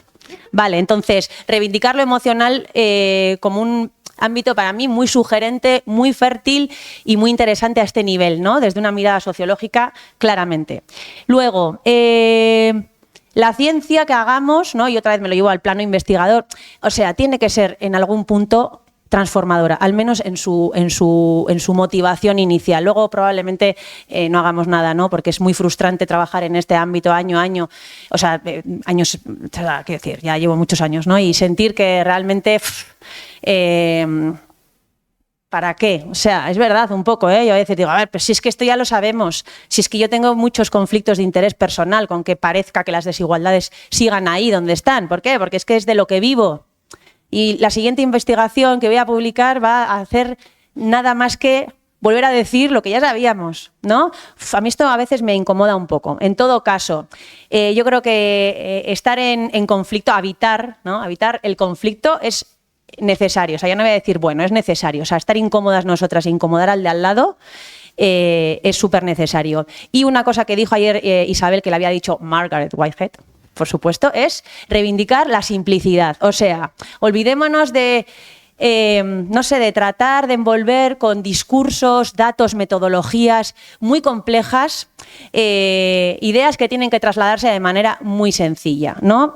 Y esto tiene, o sea, creo que se relaciona mucho, y aquí tengo a Antonio, que es un súper experto en interseccionalidad cuanti, ¿no? Y que piensa muy bien desde una óptica política, pero también metodológica, ¿no? Esta disyuntiva o este trade-off, que el que también hablaba ayer con Clara un poco, de saber, bueno, cuánto tenemos que complejizar la historia para que sea transmisible, que sea transmitible, ¿no? Y que políticamente tenga un impacto, porque si no, me vale de poco, ¿no? Y es verdad que en el ámbito de la interseccionalidad, y ayer teníamos el ejemplo de Luisa, ¿no? Que de manera absolutamente fina y bien tratada, ¿no? Y cumpliendo todos los checks de la interseccionalidad a nivel cuantitativo, no tengo ni un pero que añadir a lo que hace, a su trabajo, pero que a veces, ostras, no sé esto después, ¿no? Este producto sí es fácilmente entendible para quien está de director de salud pública, ¿no? Por ejemplo. No sé, bueno, para él sí. En este caso sí, pero bueno, pienso en los míos. Para ¿no? otro director. No sé. No nos escudemos en esta complejidad, tal, no sé qué, de que nadie nos entienda, porque entonces no vale de nada, no sé. Y luego, no nos dejemos cooptar. Esto me parece súper importante, ¿no? Ni a nivel mediático, ¿sabí? O sea, sufrimos bastante. ¿Qué decimos y qué se acaba trasladando de lo que hemos dicho? Y siempre nos quedamos mal de lo que dicen que hemos dicho. Entonces, no sé qué hay que hacer, pero no sé qué hay que hacer, no sé qué hay que hacer. Pero es bastante desagradable a veces. Y un último punto sobre gobernanza de datos. Y ayer creo que hablamos un poco de todo esto, ¿no? O sea, creo que hay que impulsar espacios donde realmente pensemos de manera conjunta qué datos necesitamos, sobre quiénes y para quiénes, y cómo y para qué los queremos utilizar, ¿no? Y ya está. Yo creo que ya está. Y vamos a dar plazo, ¿no? Yo creo. Pues...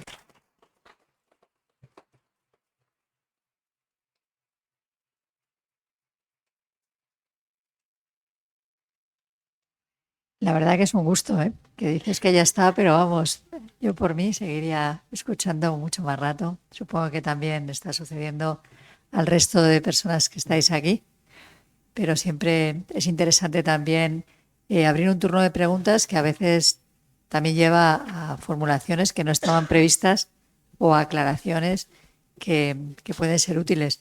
Así que, cuando queráis.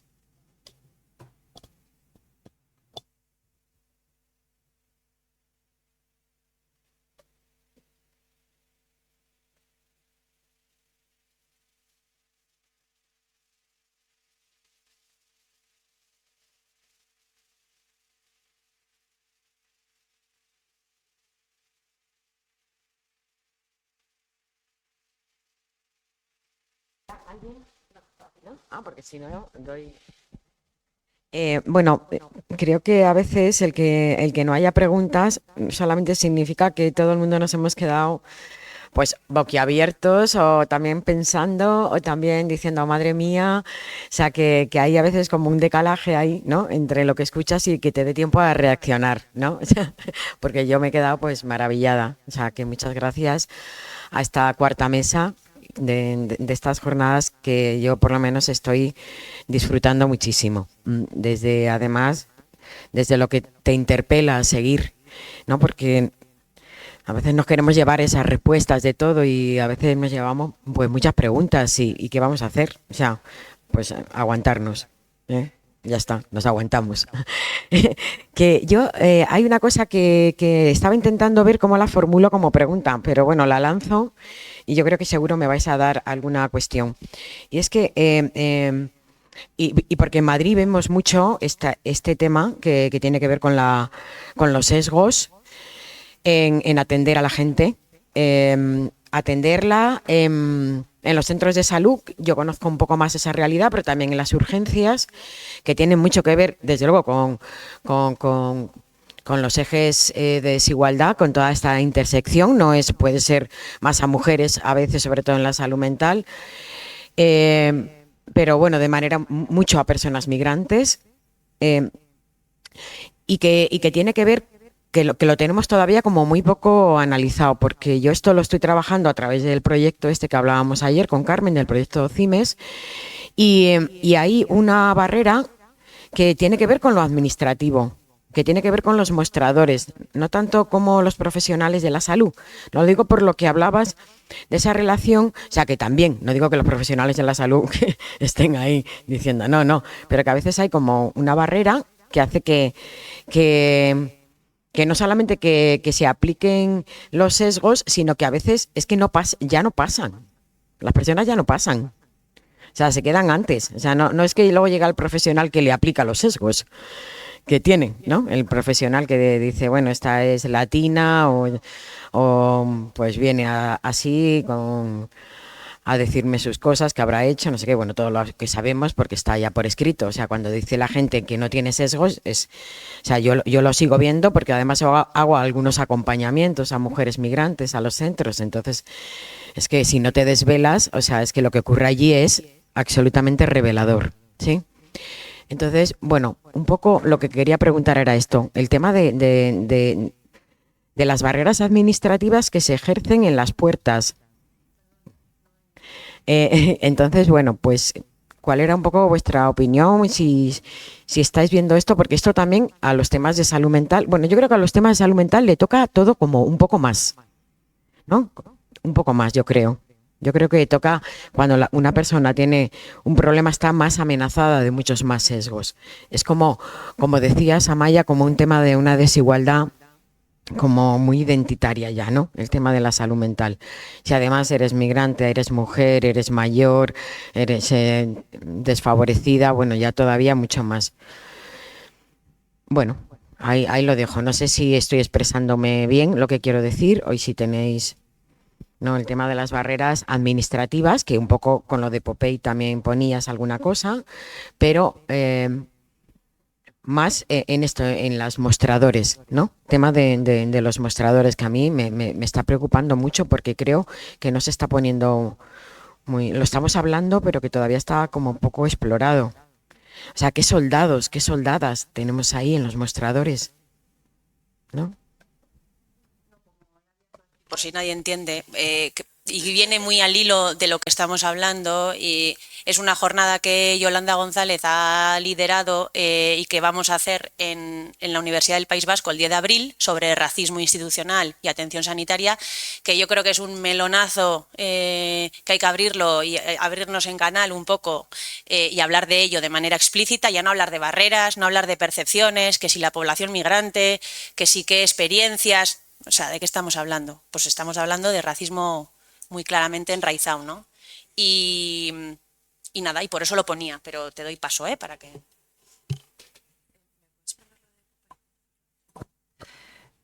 O sea, yo puedo hablar hasta la tarde de esto si quieres. O sea, son los mismos sesgos operando desde sitios distintos, ¿no? O sea, que claramente el predominante es el sesgo racista, pero tiene que ver, le he pedido a Maya que me ponga esto, por utilizar, o sea, porque no hace falta, ¿no? Pero por utilizar esto para explicarlo. O sea, que hay que nos resulta aquí fácil de ver lo que yo señalaba, ¿no? Que es que hay una ley, ¿no?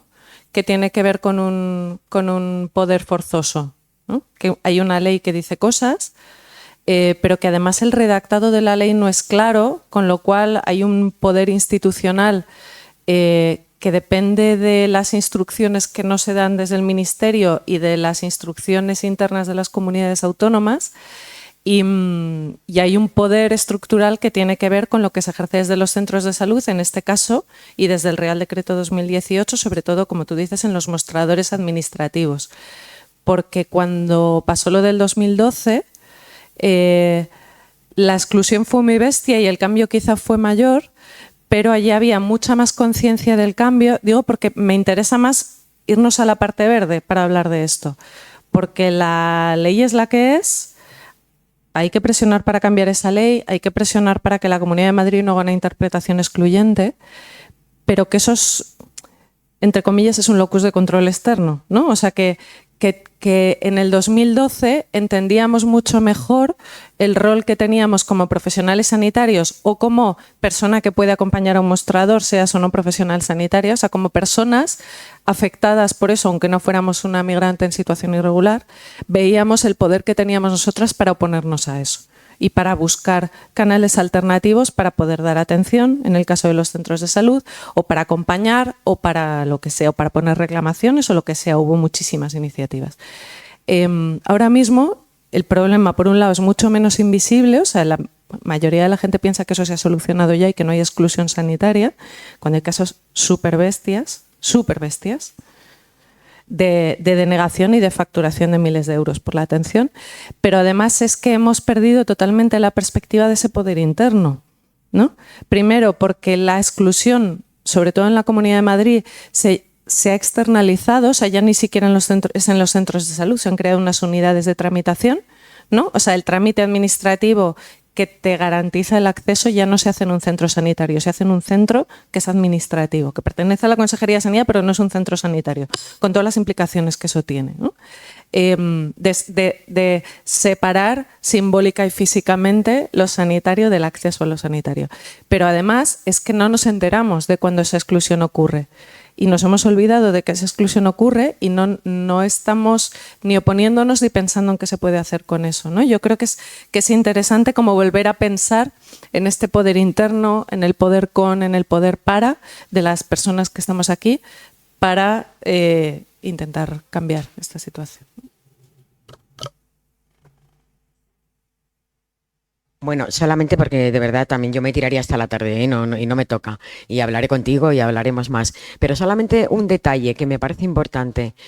No sacar de los ámbitos transformativos a las personas administrativas que están ahí, porque esas personas ni siquiera son conscientes de los sesgos, ¿no? Desde mi punto de vista. O sea, es que simplemente aplican una ley y como... Un poco como en esta idea que manejaba, ¿no? Hannah Arendt de la condición humana, o sea, como que básicamente es, yo no tengo que pensar en la faena, perdón, en la putada, en el horror que estoy haciéndole a esta persona que tengo delante. Solamente tengo que aplicar. Entonces yo creo que no puede ser que esas personas no puedan tener sensibilidad a la transformación. Simplemente es que se le está dando un mandato también de que no tienen que pensar nada sobre eso, ni tienen que ir a hablar con la médica, o con la enfermera, o con la trabajadora social, y tienen que ir a hablar y decirle, oye, mira, que tengo esto ahí, que vaya, como que no, me han dicho que no, pero es que yo estoy así un poco como removida, como que, ¿por qué no lo pensamos, no? Y por eso decía que a mí me parece que están pasando, hay cosas que son como muy, muy gordas, ¿no? Sí. Y de verdad que me callo porque no... Me hace gracia que hables de Hannah Arendt otra vez, porque yo estoy en un colectivo de lucha contra la exclusión sanitaria, yo soy Sanidad Universal, y hablamos mucho del concepto de la banalidad del mal, ¿no? O sea, de esta cosa de yo solo cumplía órdenes, ¿no? Que decían los nazis. Porque hay mucha banalidad del mal en la exclusión sanitaria. Y aparte, de todas formas, y sin ningún ánimo de disculpar a nadie, porque me parece una práctica espantosa y condenable, a las administrativas se les amenaza, ¿eh? En la Comunidad de Madrid se les amenaza, reciben llamadas amenazantes y reciben sanciones. Yo también por... No.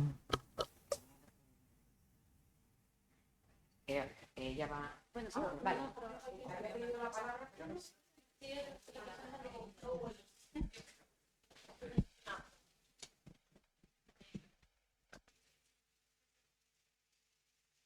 Vale, hola.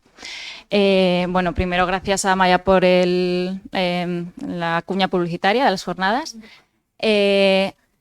añadir a justo lo que la anécdota que ha contado del comité de ética, que no lo habíamos hablado, pero añadir otra más, justo lo acabo de buscar, igual puede ser la misma persona que evaluábamos proyectos. En mi caso era un proyecto que llevaba por título Racismo en la atención sanitaria a personas racializadas en el País Vasco y decía en el comentario: título del proyecto: este comité considera que con el título que se indica se está dando por hecho que hay racismo en la atención sanitaria. Modificar el título en el sentido de la búsqueda de percepciones de las personas racializadas para poder analizar si hay racismo o no en la atención sanitaria en el País Vasco. Entonces, y seguramente sea una persona que bueno, es un proyecto enviado al Comité de Ética de la Universidad del País Vasco, pero al área de Ciencias Sociales. Es decir, que ya, no sé, incluso, ¿no?, desde ahí. Y de ahí también como la preocupación, un poco con lo que habéis hablado, de cómo hablar políticamente y establecer posiciones desde el principio, ¿no? Porque yo en el ámbito del racismo, y muchas veces lo hemos comentado, y ahora estamos como en un proyecto pensando cómo formularlo sin que eso genere como sarpullido en quien nos lee, nos revisa, nos evalúa, ¿no? Porque hay cosas sobre las que todavía parece que no se puede hablar. Y claro, hay que poner como en una balanza, si quieres avanzar y quieres hacer algo, bueno, pues igual no voy a mencionar esto o lo otro y luego ya lo haré, ¿no? Pero a la vez, ¿por qué tengo que dejar de decir cuáles son, ¿no?, los propósitos que persigue, ¿no?, analizar esto o incluir, medir la raza en el sistema de registro? ¿Por qué tenemos que hacerlo, no? Pero o sea, es más una preocupación, un comentario general de cómo ante esto navegar juntas para, no sé, por lo menos encontrar alivio a la angustia. Y luego, un poco en relación con el comentario de Pilar, sobre las barreras, justo en el proyecto este que ha pasado el Comité de Ética, una parte hemos hecho una revisión bibliográfica de la literatura a nivel europeo, y uno de los hallazgos ha sido ver qué barreras se analizan de población migrante y racializada en Europa, fundamentalmente barreras administrativas, y a mí me preocupa mucho este nivel, ¿no? Pero ¿qué pasa después ¿no?, con el modelo de Tanahasi, en la aceptabilidad, ¿no?, y en el contacto? Y cómo únicamente aparece, o la gran mayoría de la literatura no habla de la atención sanitaria en atención primaria, ¿no?, sino habla de aquello que como sociedades receptoras nos preocupa, que son enfermedades transmisibles, salud sexual reproductiva, salud mental en algún caso, de esa población. Pero ¿y qué pasa con todo lo demás, ¿no?, con ese día a día de la atención cardiovascular o de cualquier, ¿no?, una gripe o, ¿no?, todo lo que se atiende en el sistema sanitario, y tampoco nada relacionado con la promoción de la salud, con la prevención, ¿no? O sea, cómo también desde quienes investigamos no hemos puesto el foco en ningún momento en ver qué pasa ahí todavía, ¿no? Soy optimista en que lo empecemos a hacer, ¿no? Pero bueno, eso no son preguntas, son ideas. Yo mientras le llega el micro a Sol solo, yo creo que una tiene que evaluar en qué situación de vulnerabilidad está a nivel académico, profesional, para saber cuánto puede arriesgarse. Y yo creo que eso varía con el tiempo, no siempre va a mejor esa situación a veces. Y en función de eso hay que ser más listas que quien tenemos enfrente, eso está claro. Si le tenemos que llamar elefante a orca, pues le llamamos elefante, aunque luego lo que nos interesan son las orcas y ver qué vida tienen, ¿no? Y otras veces, cuando se te hinchan mucho tetas, pues ya le llamas orcas, ¿no? Y eso tiene consecuencias, y en OPIC lo sabemos bien, ¿no? O sea, cuánto nos han censurado y qué problemas hemos tenido con el Departamento de Salud durante muchos años, y eso además se ha arrastrado en una inercia que ya no ha vuelto a ser lo que fue hace años, ¿no?, de colaboración. ¿Por qué? Porque en un momento dices, hombre, que me estés diciendo que en Euskadi no se externalizan ni se privatizan, no, en ese caso concreto, que fue lo que nos cerró la puerta, pues igual en ese momento dijimos, no, Yolanda, dijimos, ya está, hay que hacerlo. Pero otras muchas veces tampoco hace falta suicidarnos innecesariamente, porque el tiempo nos va a ir dando la razón. Bueno, estos no son buenos tiempos para decir eso, pero yo creo que, nosotras estamos donde hay que estar. Entonces yo creo que con el tiempo, no sé. Bueno, hola, gracias a las dos por ha sido a las tres, yo es que desde ayer estoy así, yo soy Yamaya Bernal, soy soy médica de familia y residente de medicina preventiva en la Escuela Nacional de Sanidad, y desde ayer estoy que me explota la cabeza con todo esto, porque claro, siento como que, sí, parece que ya lo entiendo, y de repente, pero esto cómo se hace, ¿no? Es como que sí lo entiendo, que lo intuyo, lo venimos intuyendo, pero luego a la hora de llevarlo a la práctica, pues es donde nos encontramos con, ¿y ahora qué hago, no? Porque cómo manifiesto todo esto en un paper y tal. Entonces, no sé, lo que quiero ahora no es una pregunta, es más, por favor, reconfortarme en mi conclusión final después de todos los días, es que a lo mejor a nivel metodológico estamos viendo todas las limitaciones que esto tiene, ¿no? De poder representarlo, pero me ha encantado lo que ha dicho al final Amaya, que también lo había dicho ayer Isabel. Quizá tenemos que simplificar la metodología y lo que tenemos que hacer es complejizar la narrativa, ¿no? Es decir, complejizar nuestras introducciones, complejizar nuestras discusiones, a riesgo de que luego llegue un revisor y te diga que estás elucubrando no sé qué, que yo creo que nos ha pasado a todas las que estamos aquí. Pero bueno, seguir peleándonos con eso, es decir, bueno, yo no te puedo hacer interacciones entre todas las variables que creo que están teniendo un impacto en este resultado, porque creo que son miles y bueno, al final, pues cuanto más complejizo, creo que más estoy reduciendo, ¿no? Estoy siendo reduccionista, ¿no? Al final lo que tengo que quedarme a lo mejor es con la foto en grande, sin intentar ir ahí a analizar el peso específico de cada variable o de cada interacción, pero complejizar la explicación que yo le doy a lo que estoy viendo, ¿no? Y no sé si, quería un poco vuestra opinión al respecto, porque el tema de la metodología sí que me parece un freno en esto de la interseccionalidad y quizás es mi solución fácil al problema, ¿no? Es decir, vale, quizás la metodología no es el freno, sino que el problema o la solución viene por otro lado, ¿no? A ver qué os parece un poco.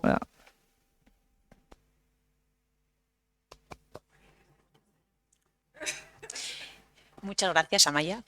Creo que has dado en el clavo.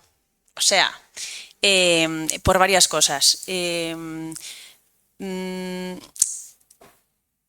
A ver, creo que hay un equilibrio muy complejo por el que transitamos quienes investigamos, que es el ego que se fabrica desde tratar de demostrar al resto de colegas que lo que hacemos es complejísimo. Esto es así, por lo menos los que trabajamos en la academia, ¿no? Y que realmente queramos que lo que hacemos valga de algo. Entonces, yo creo que la interseccionalidad lo que nos aporta es la herramienta ética, digamos, para poder hablar de racismo y sistema capitalista y cualquier otro sistema de opresión en nuestras discusiones y que perdamos el miedo absolutamente a incluirlas y que nos tocará algún revisor, pero bueno, que hay que lidiar con eso, ¿no? Y por otra parte, a nivel metodológico, no olvidarnos de que, y pongo aquí un poco el trabajo, la línea que Lucía Artazco hace ya 20 años, que revisaba el otro día los artículos y ya venía haciendo, la epidemiología social ha hecho mucho en pensamiento interseccional. No tenemos que inventarnos grandes cosas. Es verdad que desarrollos posteriores como Maida, que nos presentó ayer Luisa, hombre, le dan una vuelta de tuerca a nivel metodológico muy interesante, pero cuando Lucía hablaba de que precisamente mujeres de clase social baja que tenían toda la carga de cuidados en su casa y que además, no me acuerdo qué otro eje en esta línea, ¿no? Acumulaban mucha mayor riesgo de mala salud mental, aquí estaba el germen, ella nunca hablaba de interseccionalidad, pero lo estaba, que tenía que haber incorporado ejes que, como dice Nancy Fraser, hay moradas ocultas que sostienen este sistema de desigualdad social y que obviarlas es como no darnos cuenta de que el elefante está en la habitación y que quizás a Lucía se le podría decir, bueno, estaban perfectos, pero quizás si hubieras incorporado el sistema colonial y todo lo que esto ha... No, y lo digo de verdad, ¿no? A nivel de raza, etnia, ¿qué efectos puede tener esto? Igual hace 20 años ni siquiera era capaz con las muestras que tenía de hacerlo. O no tenía todavía, no sé, a lo que voy. Creo que tenemos que ser como generosas en el legado, ¿no? Cuando hacemos esa genealogía hacia atrás de lo que la epidemiología social ha aportado a la interseccionalidad, me parece que hay que hacerlo, es de recibo. Y después manejarnos de la mejor manera posible en ese equilibrio, ¿no? Que sobre esto yo creo que, y aquí le robo una diapo claramente a Antonio, ¿no? Que es como, bueno... Incluso dentro de todo este conjunto, y ayer alguien hablaba de este estudio, ¿no? De este conjunto de métodos cuantitativos que tenemos para medir interseccionalidad, incluso quedándonos en los más frecuentes, y por ello, porque son los más sencillos, digamos, probablemente sean los más frecuentes, ¿no? Las interacciones, la estratificación, el cross-table, lo que hemos hecho muchas veces, tenemos que saber bien cuando comunicamos qué queremos comunicar, ¿no? Porque si con modelos sencillos... Antonio, ¿quieres tú decir algo de esto? Mejor. Quiero decir, la reflexión yo la he aprendido de él. Luego yo como que me la aplico...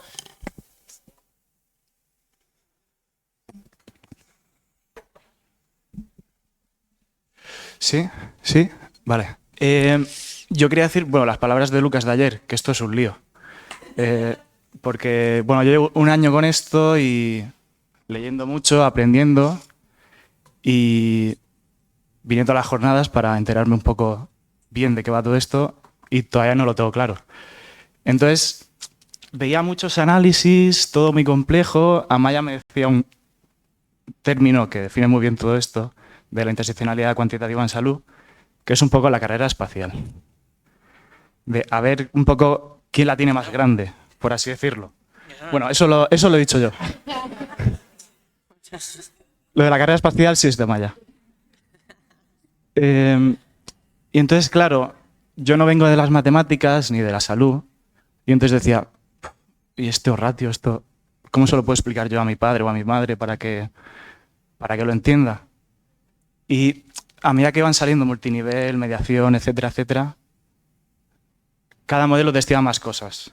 Y entonces era como, ¿y este 0,1, esto qué papel juega luego en hacer una política en salud? Entonces, sí es cierto que con este trabajo era como el inicio de otro que esperemos que este año se publique, aunque es muy complejo y va a recibir mucha crítica y espero que la reciba. De esto, ¿para qué me va a servir luego? O sea, yo no quiero que publicar y eso pues se quede ahí en el cajón, ¿no?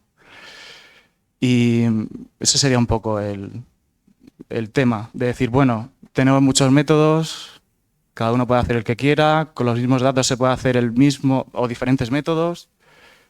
La preocupación de que con los mismos datos puedes llegar a conclusiones diferentes, que eso es bastante importante, y que es lo que quieren decir en el mundo real. Y luego hay otro melón que quiero abrir, que la cuantitativa,